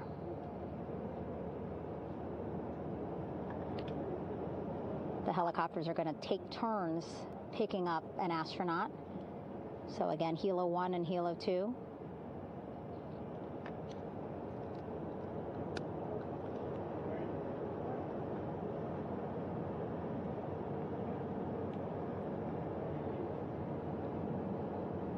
Okay, and the recovery team here on the ship just got a report from the undersea medical officer who is inside the capsule with the crew. He is reporting all 4 members are green. All of our 4 astronauts, Reed, Victor, Christina, Jeremy, green, meaning they are feeling great, not the complexion of their skin. They are feeling great, happy to be home, and ready to be extracted as soon as possible.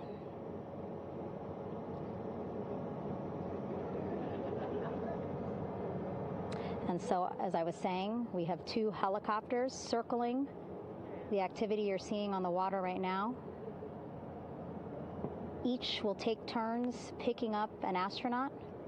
So Helo 1 will come on in, hover above the front porch, about 40 feet above the front porch. A Navy recovery specialist will be hoisted down into the front porch. The restricted maneuvering doctrine is in effect. Will connect to the first astronaut, which we're expecting to be Christina. And then Helo 2 comes around, picks up Jeremy, while Helo 1 stays above head, and then Helo 1 will come back in for another astronaut, and then Helo 2 for the last astronaut, and then back to the flight deck here on the recovery ship.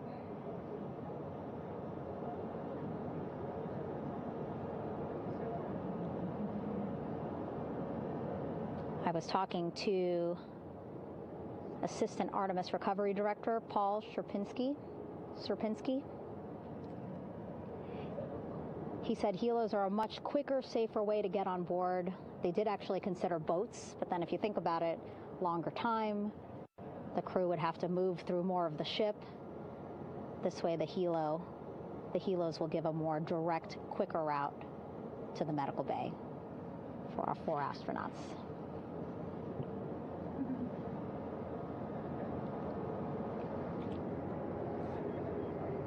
Beautiful shots from our aerial and imagery teams.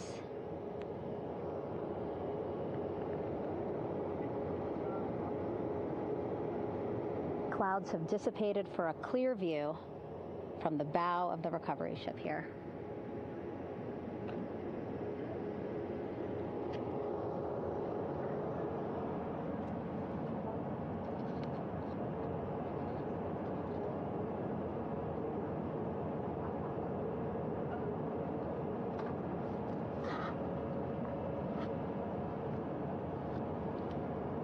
You can still see divers in the water there. Encircling Orion, that is that stabilization collar we've been telling you about. As you saw in that interview just a few minutes ago, they have to first connect it to Orion, and then once it's secured onto Orion, they can inflate it, and then they'll further secure it with other harnesses and lines.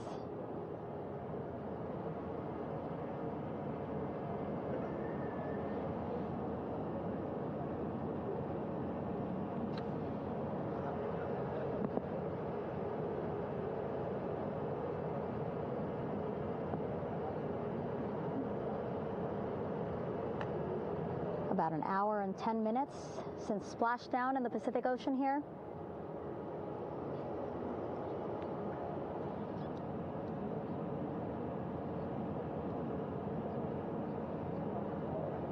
Reed, Victor, Christina, and Jeremy back home after a history-making mission to the moon and back.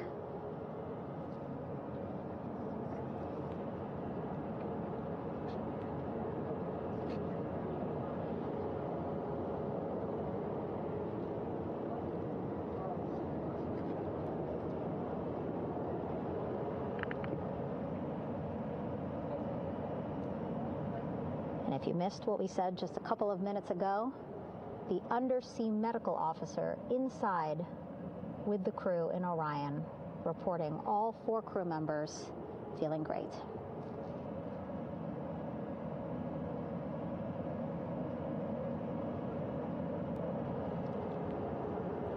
Progress being made there on the stabilization collar. It looks like they are beginning to inflate it.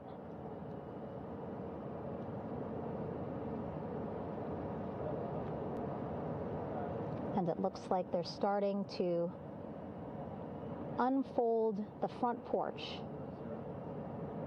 in order to get that into the water here shortly and inflate that as well.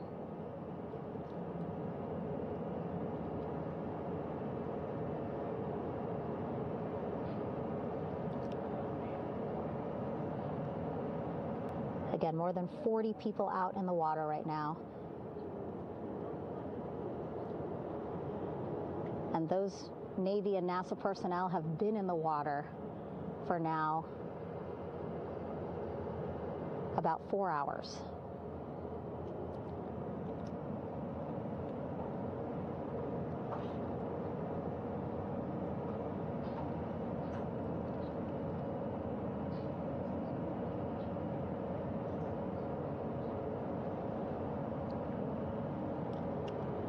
The reason why they had to get out so early is just to stage everything. And actually here on the ship, when there are flight operations happening, you can't have anything else, right? Just because the flight deck can be a dangerous place, so they just want to focus on planes coming and going from the ship, so that's why they wanted to get the boats in the water to make sure that they have all the time they needed for the flight ops. And then the same crew here out in the water, they will stay out in the water for a number of hours after we recover the crew and get them back on the ship, because then they have to recover Orion.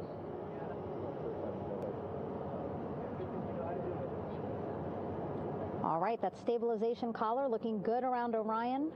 We're now seeing some recovery personnel getting on to that collar.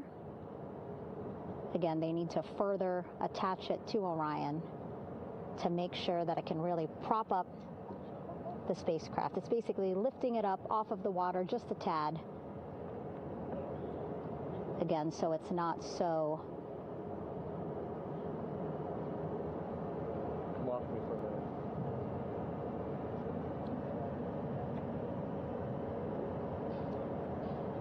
so it doesn't sway so much in the water there.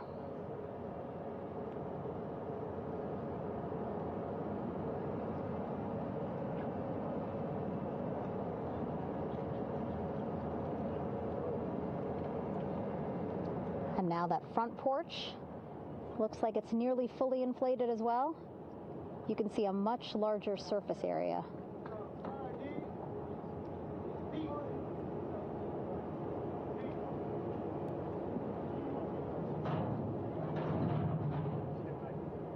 And so once the crew get out of Orion, they can stretch their legs a little bit on this front porch, get some fresh air.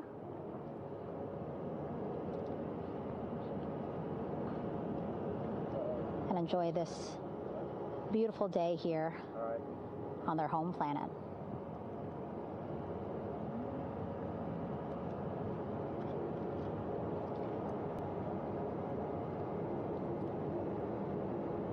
It appears teams now are about to connect the front porch to the stabilization collar.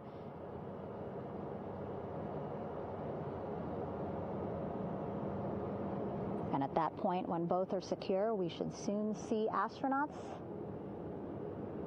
come out of Orion.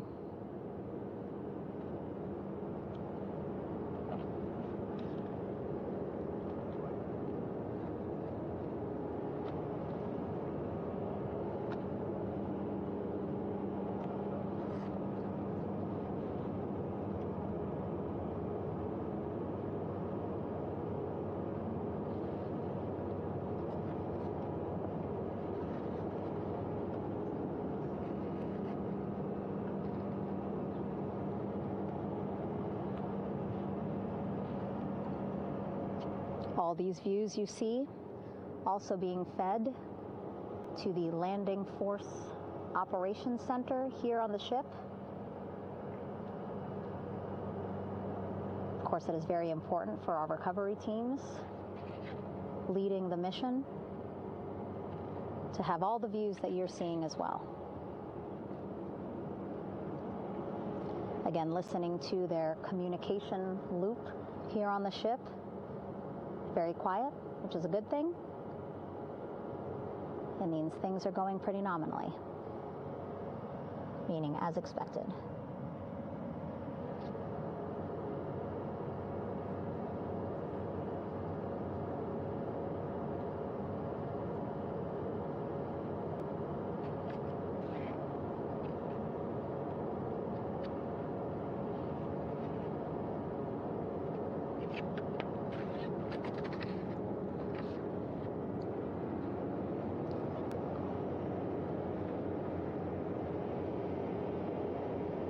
Again, all this activity happening just 3,000 yards away from the ship. So that means this will be a very quick flight back on the helicopters for the crew. 2-3 minutes, and then they'll be back here on the ship. I know.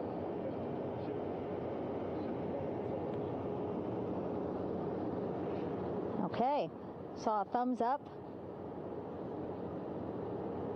from one of the personnel on the front porch.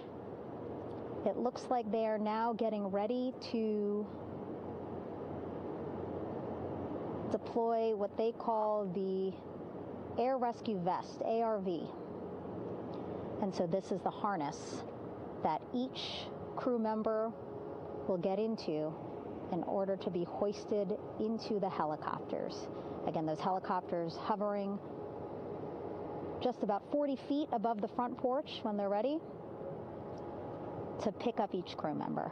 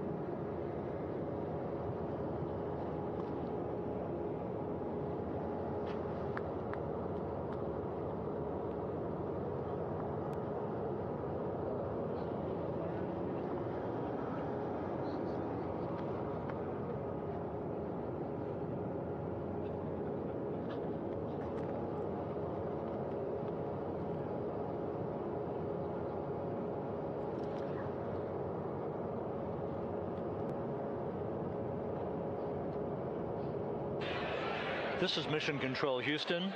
Behind me, a fairly raucous scene as hundreds of flight controllers have poured into the flight control room here.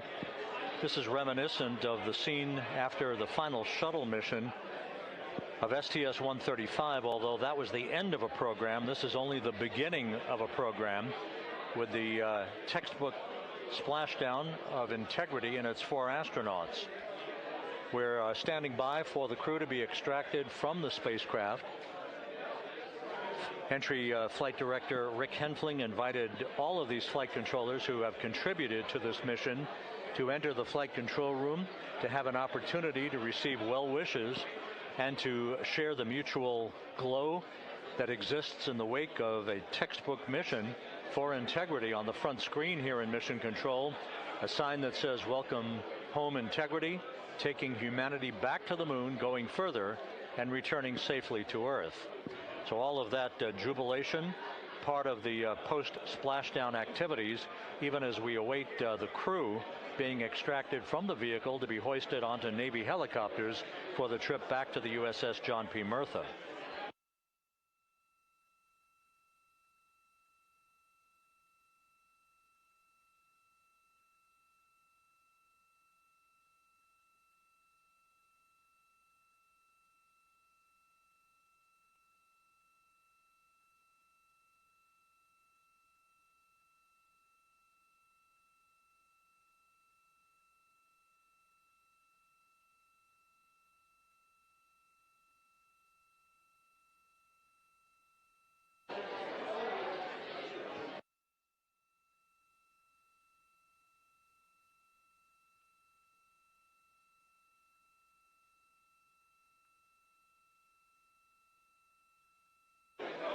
Once again here in Mission Control, this view of the Artemis Flight Control Room, known as the White Flight Control Room. This is the old shuttle flight control room, and now is the home of Artemis missions to the moon and beyond.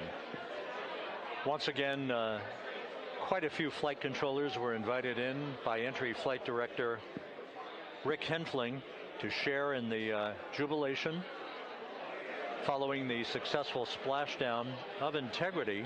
That splashdown occurring an hour and 22 minutes ago, as we stand by for the completion of the extraction of the crew, and ultimately they're hoisting onto Navy helicopters for a short flight back to the USS John P. Murtha.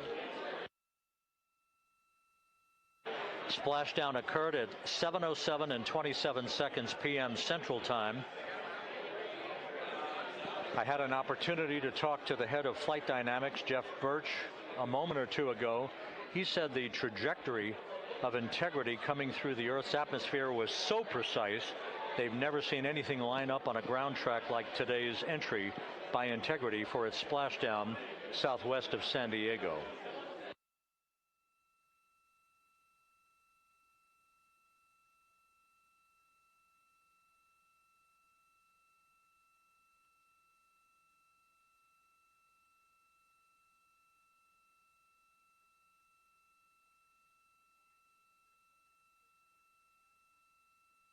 And the initial, you can hear it.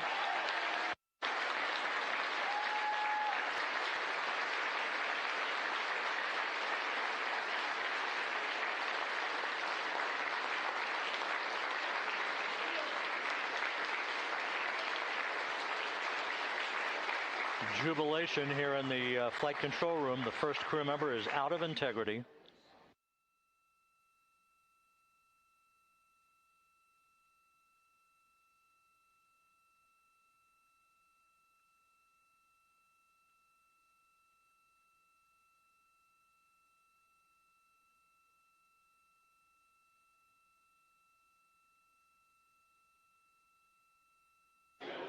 We are expecting the other crew members momentarily to be extracted.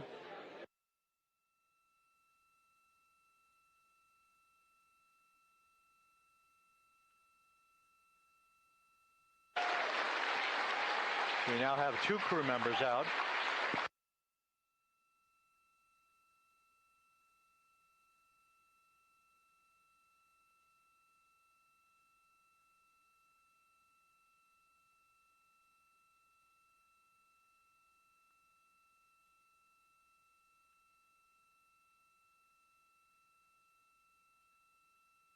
Two crew members out, 2 to go.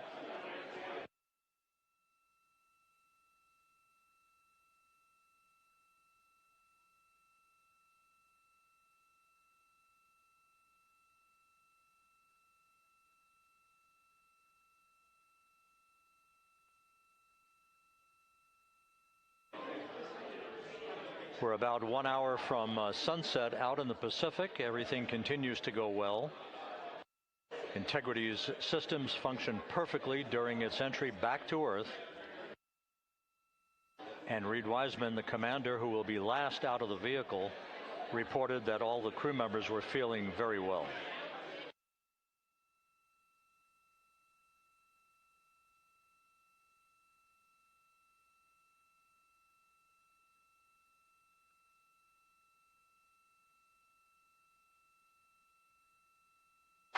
Crew member number 3 now out.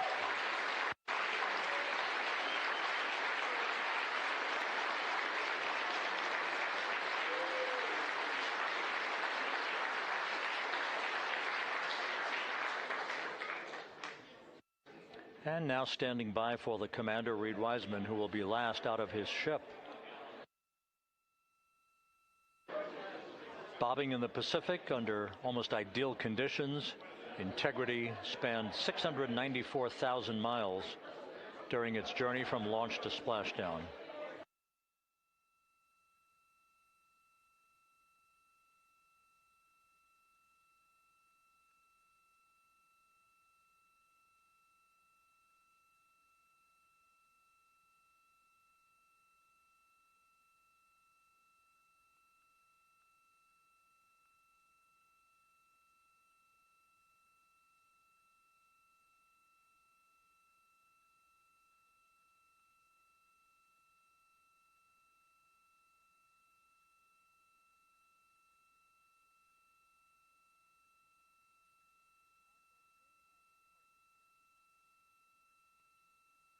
And we now have Reed Wiseman out of the vehicle. All 4 crew members now out of Integrity.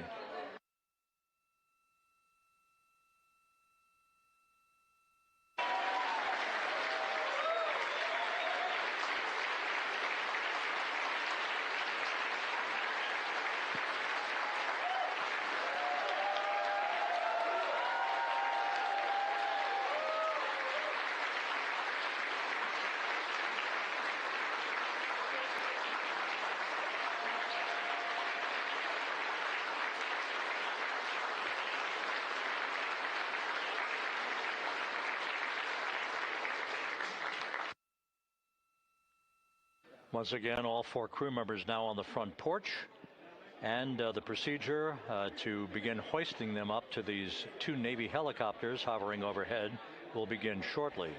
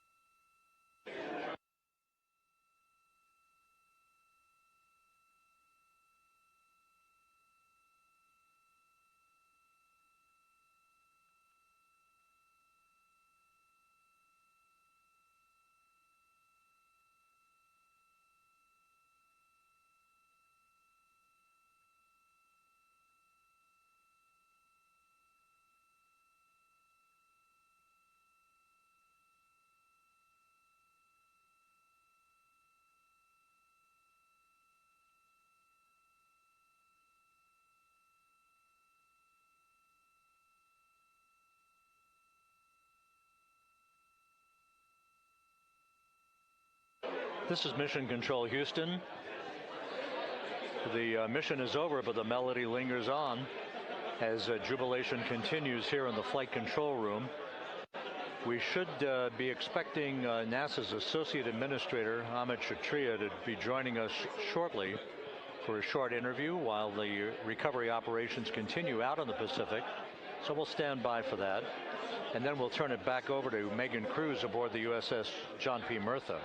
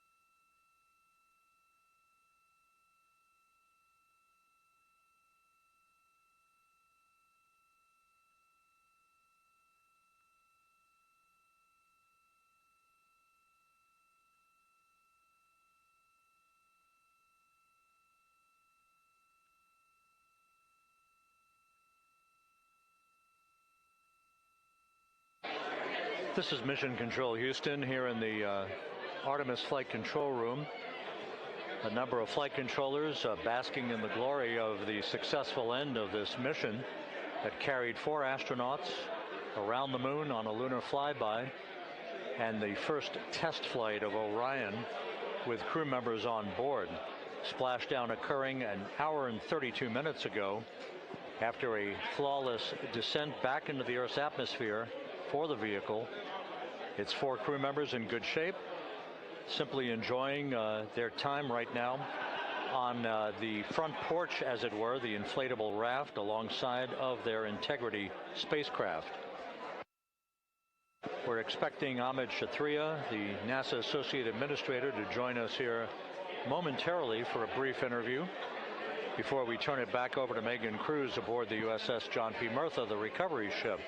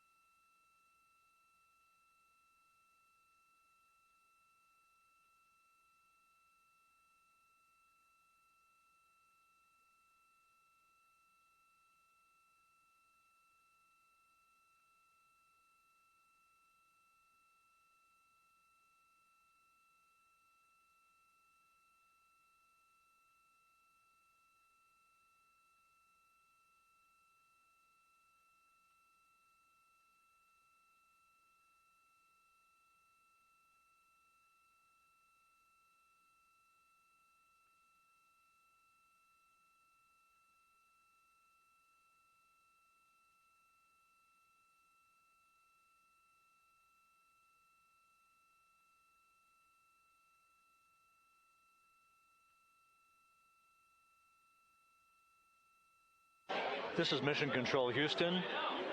We're about an hour and 34 minutes since the textbook splashdown of integrity in the Pacific to bring home our astronauts.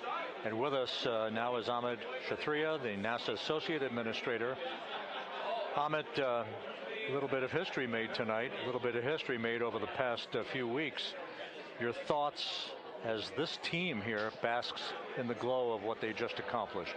Yeah, Rob, we're here in the control center, and it's kind of overrun with jubilant folks from the Mission Control Houston, as well as engineering, and folks that just want to be here, part of it, as we watch our crew get extracted from the vehicle. And you know, my thought is always about these teams, the team that's in the water right now pulling the crew out, the team here in Houston that worked so hard over the last 10 days, no sleep to get this done. You know, we still have some work to do to get the crew to the med bay here on the ship. They all look great coming out, so hopefully that won't be too long. You know, I think we saw the administrator on the boat too, giving his thanks to the Navy team on the Murtha, which they're just an incredible group of sailors. I was able to visit with them a couple weeks ago. And then if you pull it all the way back to the workers and the folks that joined the rocket at Michoud, that made the heat shield tiles that held together tonight, that stacked the vehicle in Florida, that integrated the vehicle in Denver, that fired the engines in Stennis, that fired the boosters in Promontory. I mean, this is the entire team, coming together and being tested by the environment that this machine went through, and they did it right. The work was good. They did it right. You've said in a number of briefings, of course, and in other forums that this is just the first step. The cadence has to step up, as the administrator has indicated. Now, it's a little early for the full report card on how Integrity did, but did this mission ultimately, from your eyes view, exceed expectations? It absolutely did. I mean, I was waiting to talk about this until we're in the water, and I think we still have, again, work to do to bring it in and really kind of go through it bolt by bolt and see what we learned. But I mean, so far, given what we learned during the mission and given how we performed on ascent, on entry, I always think about energy in terms of the states that you worry about the most, and every time we put these machines through these incredibly energetic states, they came through. So I'm fairly confident that we made a big step tonight to get us on the path towards the surface. I think the path to the surface is open now. We do have to do all the work, and we'll make sure we talk about that as cleanly as we can. We learned a few things during the mission, but I have to tell you, this was an incredible test of an incredible machine. From an American psyche standpoint, the Empire State Building was lit up red, white, and blue tonight. Our coverage was seen on baseball stadiums around the major leagues. How captivating was this experience for the American people, for the world, in fact, as we returned to the moon? I have not been able to watch a lot of the coverage as we've progressed through the mission. I will tell you, just from my witness in Florida before launch, and then seeing the people's faces here, and then reading where I can about how things are going. I think this has been a gift to the world from NASA. NASA has given the world a gift, proving to folks all over the place, especially young people, and that to me is what this is really about. Young people, when they see what we can do when we work together, when we have teams that collaborate, that it doesn't matter how hard the problems are, we can solve them. I'm hopeful that Artemis II, as folks witness what we were able to do with this incredible crew, this incredible team that we've birthed into the world, scientists and engineers and artists that have been inspired by this. And even if they don't come work in the program, which separately they should come work in the program, because Lord knows we need the help, but even if they don't want to come work in the program, hopefully they grow up to recognize they can do amazing things when they work together and contribute to society and be good citizens and really change the way, the challenges that are coming in the world are overcomable if we work together like this. And one final question. Flying to the moon, we did it. We've done it again this past week and a half or so. But the engineering that went behind the design of this mission and the precision, the pinpoint precision of this vehicle entering that entry corridor, it's almost mind-boggling. Yeah, it is incredible when you think about the energies involved and the uncertainties involved. That when we inserted the vehicle into orbit, it was 99.2% down the middle. When we dropped the vehicle right on top of the fleet here, our guys knew exactly where to go, but the guidance was perfect. You know, and it's interesting. I've got this question a lot over the last few weeks about, you know, we did this before 53 years ago, and you know that. I think, I mean, it is a reasonable thing to contemplate, like what's gone on since then. And what I'd tell you is, you know, when we did Apollo, which again, the more we learn about what they did, the more magical it seems what they were able to accomplish given the technology and the learnings that they had. But when we did Apollo, the architects of Apollo, you know, Gilbert, Seaman, von Braun, Mueller, what they really wanted to do, you know, as they were contemplating what it meant to expand our range of action to the lunar surface, what they wanted to do was learn how to live and work in space for a long time. They wanted to do that first before they were confident they could expand their range of action to the moon. Now, of course, the politics of the time and the mission at the time was different, and so they had to go straight to the moon and bring people home. And then after that, the program kind of lost its momentum. But you know, after that, NASA kept moving along those paths, right? So we recognized during Apollo that reusability was going to be important. We spent a lot of money on those machines, and you know, we spent a lot of money on these machines here. Even though, but we recognized that reusability was important, which is why we built a winged space plane called Space Shuttle, and then we used that reusable machine to build a space station. And we learned for 25 years how to live and work in space, and have been able to develop technologies that can enable exploration. So really, what I think is now, 53 years later, we're at the point where the architects of Apollo would have been pleased that we're now ready to actually go back to the moon and go back to stay, because we've learned all the things we needed to learn. There's a lot of people pleased here tonight, and we really thank you for joining us. Amit Kshatriya, NASA's Associate Administrator, as we begin to hoist the crew onto the helicopters to head back to the recovery ship. Thank you very much, and congratulations, Amit.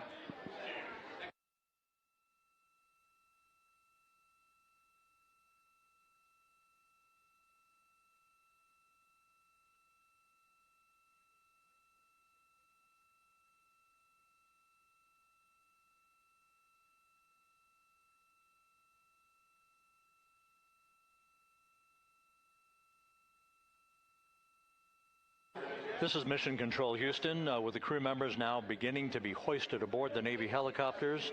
Let's go to Megan Cruz aboard the USS John P. Murtha, who will take it from here.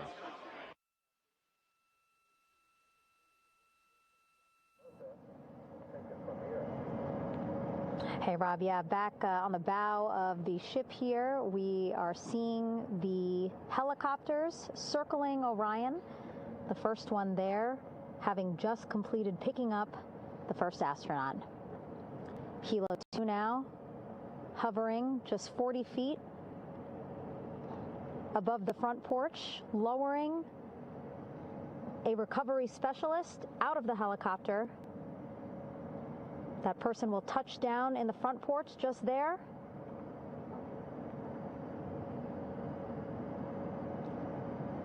The crew members already outfitted with a harness that will allow them to quickly attach to the hoisting device.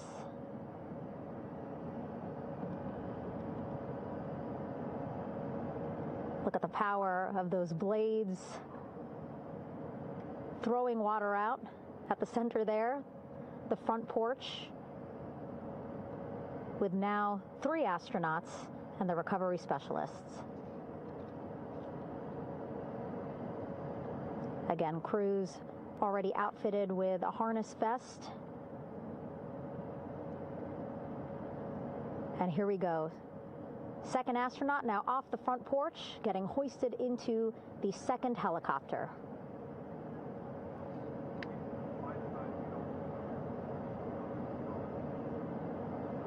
That helicopter will now hover just a distance away to give room for the first helicopter to come back and pick up the third astronaut.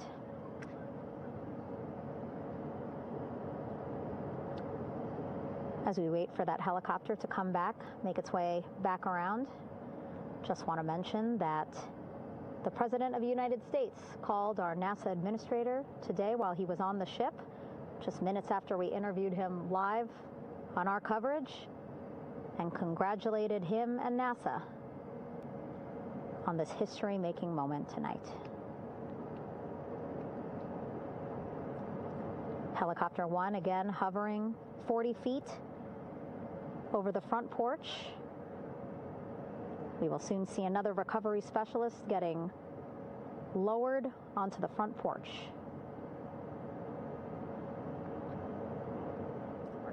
Wow, imagine sitting on that front porch, the wind, the water. But again, the recovery team determined that a helicopter flight back to the ship here would be safer, faster, and more comfortable for our crew who just completed a 10-day mission around the moon.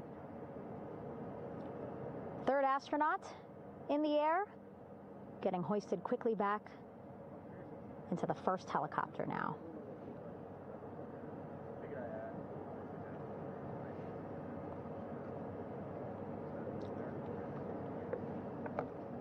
That first helicopter now on its way back to the ship here. We will soon see it land in just a few minutes.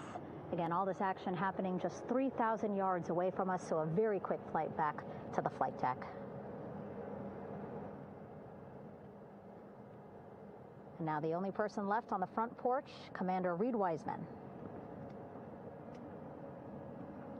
That second helicopter now making its way back over to the front porch. Here it comes.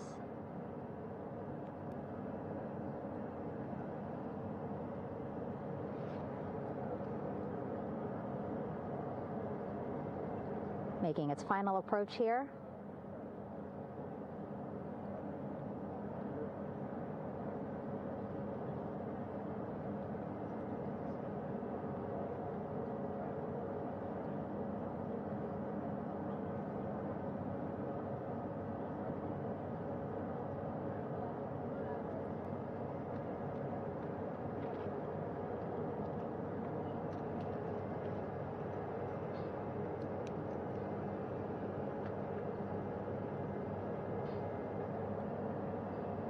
The last astronaut, Commander Reed Wiseman, now off the front porch and almost into the second helicopter. Both now on their way back to the ship where we are, the USS John P. Murtha, just west of San Diego in the Pacific Ocean.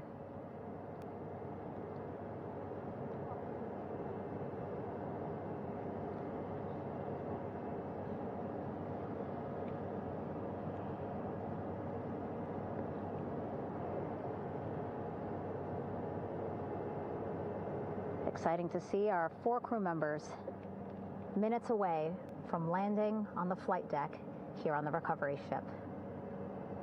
550 people on this ship, excited, ready, anxious, looking forward to welcoming this crew aboard.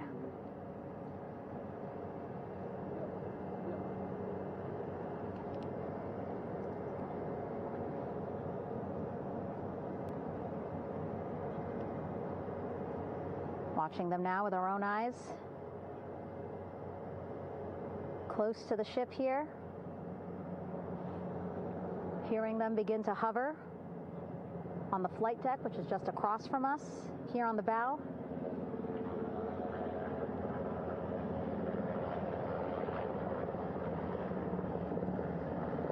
The first helicopter coming in.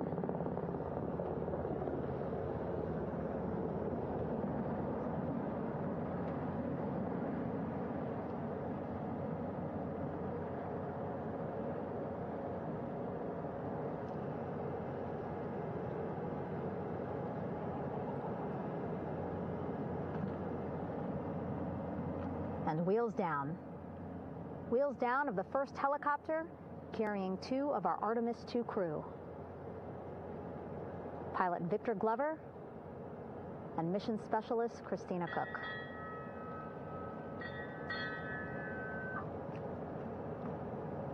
Kilo 1 on deck reported on the recovery loop. Again, the mission audio loops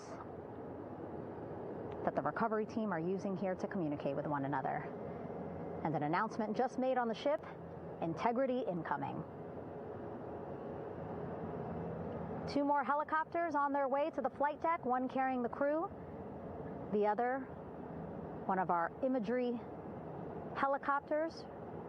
Again, kudos to our imagery and aerial teams for giving us these beautiful views of history in the making. Set amid a gorgeous, soon-to-be sunset here in the Pacific Ocean.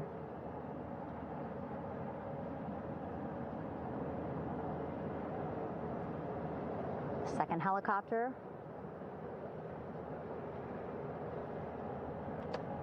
making its approach of the flight deck.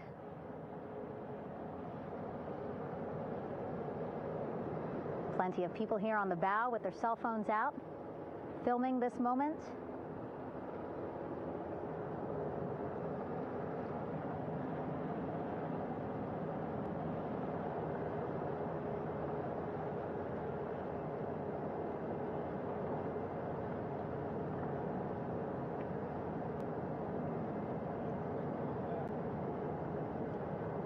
Some impressive flying here by the Navy, as we are seconds away from wheels down. And there you go. We now have all 4 Artemis II crew members on the USS John P. Murtha.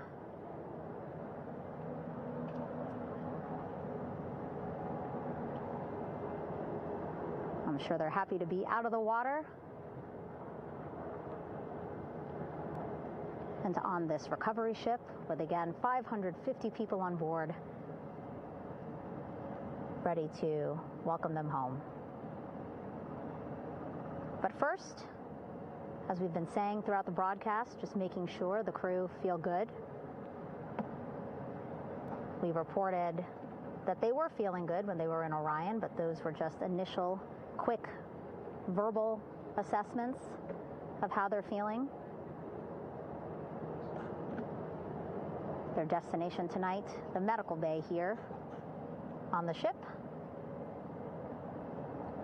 right after we power down the helicopters here.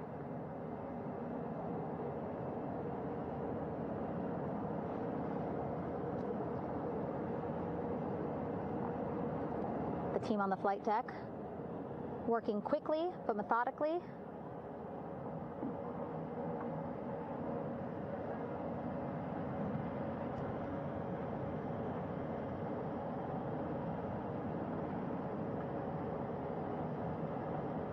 Waiting for just one more helicopter to touch down.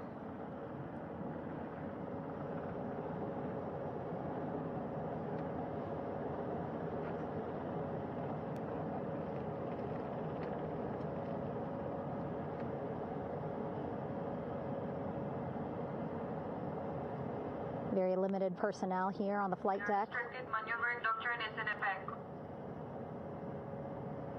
As that third helicopter touches down.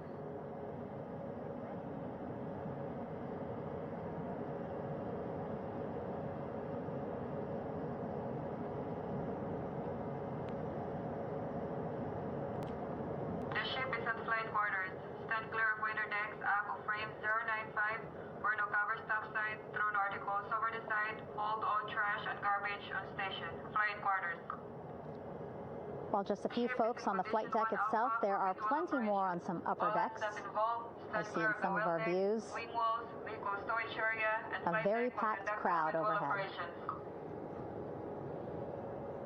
Announcements being made over the ship's loudspeaker system, reminding folks to stay clear of operational areas like the flight deck, so that teams can work quickly to get the crew off of the helicopters and into the medical bay.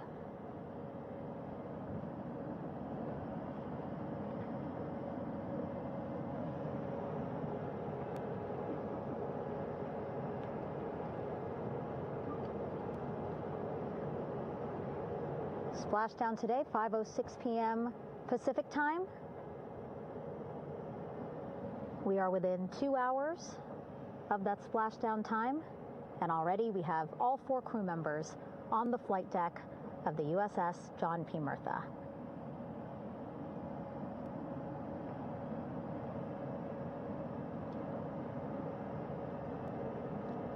Again, crew waiting before getting out for the helicopters to completely shut down.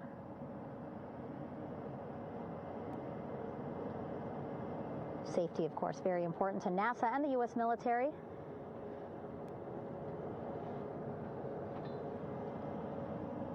So we'll wait just a couple of minutes here before we start seeing crew members walk off the helicopters one by one.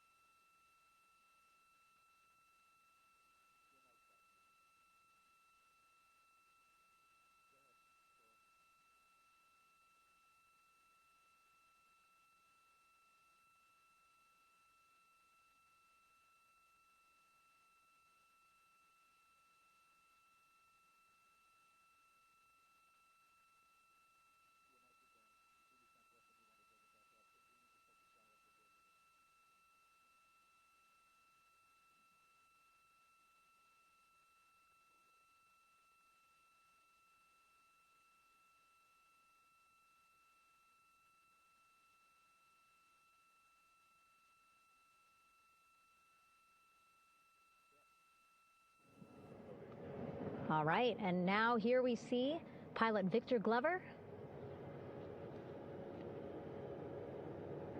and mission specialist Christina Cook sitting on the edge of one of the helicopters, looking in great spirits. That familiar smile and laugh from Victor, I can see it from here. Christina, I'm sure, feeling the same way, just blocked a little bit by our camera here, but we'll see her here shortly. A photographer taking their pictures. Victor saluting folks on the flight deck. They look like they're in great spirits. Happy to be home, I'm sure.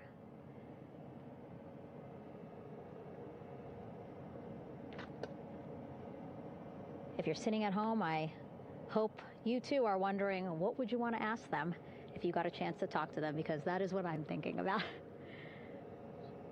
Getting the opportunity to talk to or ask questions of these 4 astronauts who just made history as the first crew to return to the moon since 1972.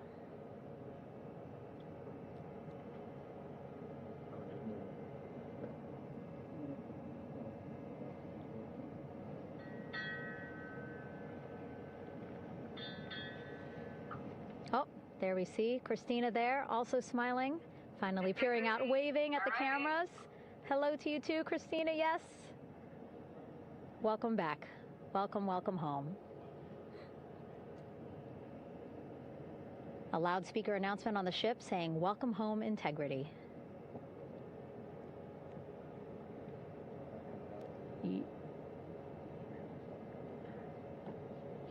Victor in great spirits.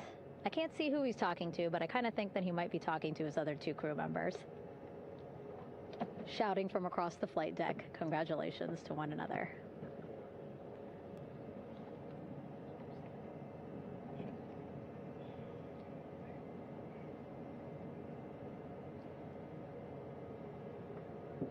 And so now we see some Navy personnel walking up to the helicopter. This is again the first helicopter carrying pilot Victor Glover and mission specialist Christina Cook. Both have taken off their helmets now.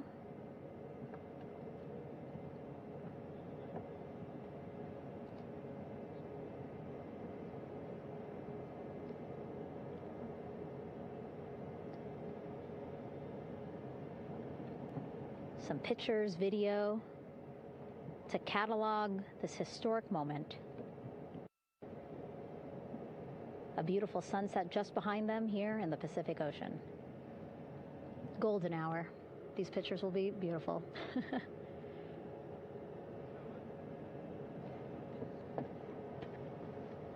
Now we see NASA Administrator Jared Isaacman. He is on the flight deck, as well as Flight Surgeon Rick Schuring walking over to Victor and Christina first. We saw the administrator walk over to the other helicopter, which is carrying Commander Reed Weissman and Mission Specialist Jeremy Hansen. We heard from Rick earlier in the broadcast. Again, he said he's going to be out there on the flight deck to do another initial assessment of the crew, ask them how they're feeling, anything bothering them. But again, from what I'm seeing, they look like they're in great spirits and feeling pretty good for folks who just traveled 695,000 miles from Florida to the moon and now here to the Pacific Ocean.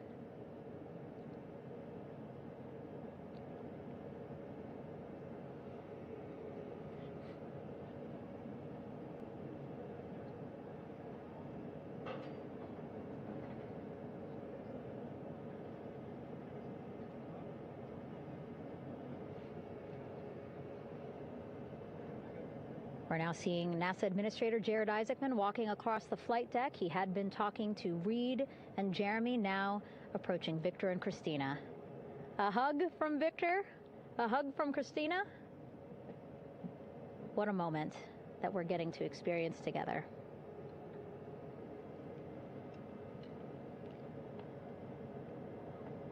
I'm sure congratulatory words. You know, we got to speak to the administrator live on this broadcast as well, and he said the kid in him right now, giddy, absolutely giddy at what we were able to accomplish today. Returning them home safely and in good spirits after a 10-day mission around the moon. And here we go. We're seeing Jeremy walking, waving across the flight deck, now on his way to the medical bay.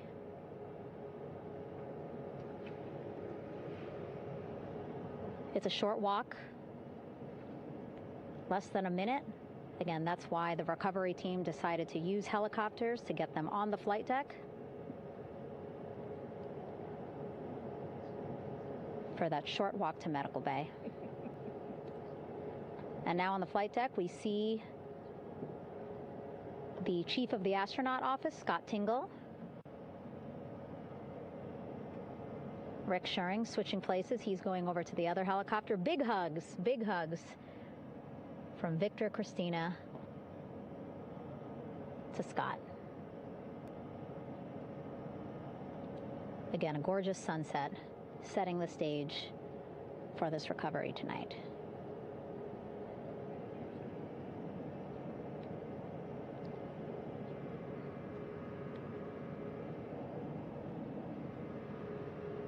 All right, and now here we are, Christina, making her way, looking thankful, grateful, happy to be home.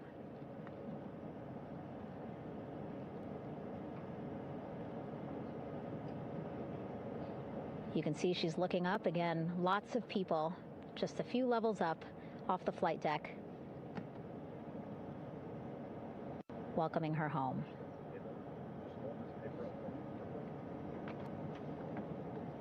Scott holding the door like a gentleman, but back on his way to the other crew still on the flight deck.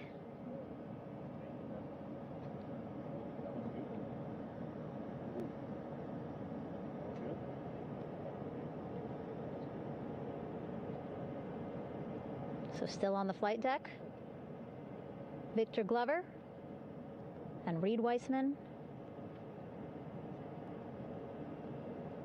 It looks like Victor will be the next one headed to medical bay. More hugs, more hugs. He's a hugger.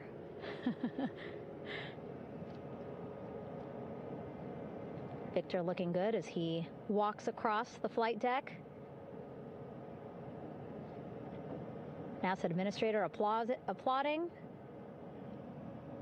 Victor applauding for all the folks on the ship with him who played a role in their safe return today.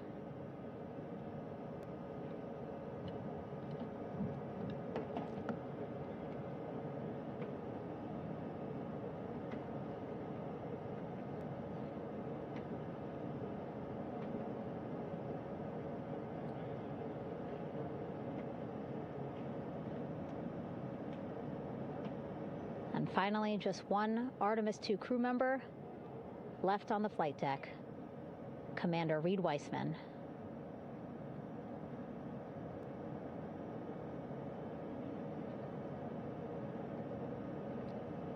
Applause from the group there on the flight deck, I'm sure, as well as on the level just above them, packed with people. Reed looking good as he takes his steps towards the medical bay.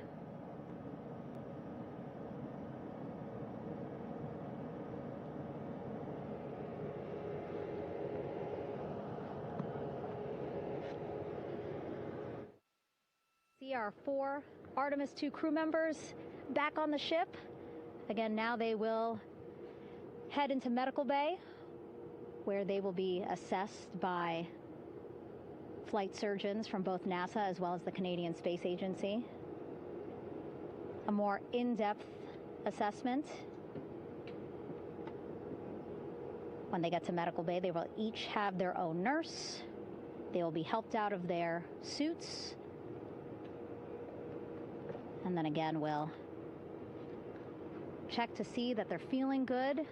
Make sure it's not just adrenaline, but that they are feeling good from their long journey back from the moon. Beautiful shot of that sunset,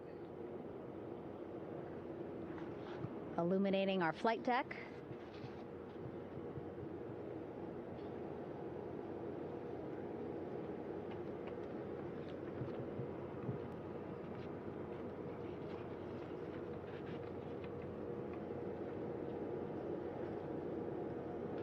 All right, and now with our astronauts safely on board, I want to welcome on Artemis Recovery Director Lily Villarreal. Lily, I don't know how you must be feeling right now. Ecstatic, relieved? So ecstatic, relieved. Of course, we still have to bring the capsule into the well deck of the ship, but this is a major milestone to have the crew here on the ship and in med bay. You know, our team has been preparing and working really hard, and I'm just so proud of them all. Everything went very well, just as planned. Our teammates in Houston, the flight control team was just amazing. We were able to have great conversations and communications about everything. And I don't know what else to say. I'm just so ecstatic. It's such a wonderful feeling to get to this point. Again, we still have to get the capsule, but this is huge for all of us in landing recovery, and I couldn't do this without my team, and of course the full support of the U.S. military. There's going to be lots of, high fives when we get the capsule back in, and I'm so happy that the crew's doing well, Ryan's doing well, and thank you for everybody watching. Yeah, it was great to watch the crew come back to the ship with you. How were you feeling when you were seeing them looking so happy to be home and feeling really good? The funny thing is that we had video of them from inside the Orion vehicle. They were like that from the beginning. When we opened the hatch, they were already out of their seats, having a good time, waiting for us to open the hatch. And they opened the hatch, and of course we did the first medical assessment. Everybody was doing very well, and they were just having such a great time with the medical team that was inside the capsule. I think they were all taking selfies with the phones that they have, probably talking about what they saw, and it was just smiles all around. They were having such a great time. And then we put them on the front porch when we were ready to put them on the front porch. And again, you could see they were just so ecstatic to be home and talking to everybody. So we were very happy to see all of that in the control room of the LFOC. How remarkable is that? Again, if we think about their journey, the 695,000-mile journey around the moon and back, coming back at 30 times faster than the speed of sound. I mean, how remarkable is that they are in such good spirits? I mean, this is an amazing crew. I think you guys have seen it for the past 10 days. They're wonderful people, and we're so happy that they brought us along on that ride. And I can't wait to see all the additional videos and pictures that they have that, we'll get a hold of now that they're back on the ground. And I can't wait to hear how, a little more than what we saw on the press briefings from the crew about what they saw. It's just fantastic. Some of my favorite people around this 10 days was a science team and how excited they were. And so this is exactly how we feel in the landing recovery team when the science team went, oh my goodness, when they heard all the discussions about the moon. This is exactly how we feel now in the landing recovery team. We're so ecstatic. Yeah. Again, we have to recover the capsule. I want to make sure we don't forget about our Orion. Lily's all about business. She's thinking about what's next. But yeah, speaking of these 10 days, I mean, we have been along for the journey with them, live with them 24/7 for 10 days, and just really seeing the engagement that we've gotten from around the world. What do you hope people take away from this mission? I think that's fantastic. So, my story was that I went to the Kennedy Space Center. I was born in Colombia. I was 10 years old when we moved to the United States, but when I was 7, my family took me to the visitor center, and that's when I learned about Apollo. And we went to the moon, and I learned about astronauts, and that story was what really fueled me to want to do STEM and want to be an astronaut. And I think that this Artemis program is going to do exactly what, what girls, my age back then is 7, young people right now, girls and even like young men, obviously. But we want to empower people to know that you can do this, right? If you want to come and work for NASA, if I did it, they can do it. And Artemis program is just going to inspire everybody. And I'm so happy about that. Yeah. Like Apollo inspired me. Thank you so much, Lily. Really appreciate you being here. As you said, still a lot of work to do. 5 to 6 more hours to recover Orion that's still out in the water. So I'll let you get back to it. But you had beautiful words to say again. We hope that this inspires people. We hope that you come and join us at NASA and accomplish great things with us in the future. Back to you, Rob. Thank you, Megan, and safe sailing out there in the Pacific. Here in Mission Control, it is now all quiet.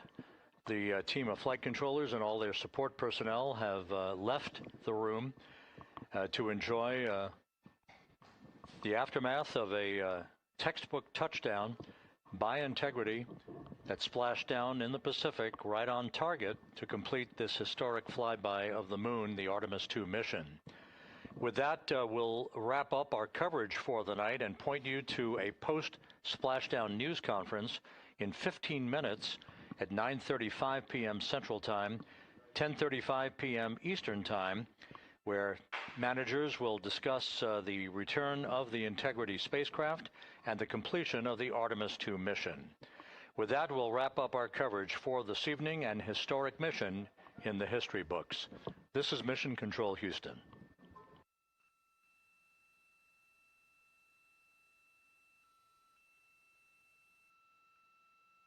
Main chute deploy.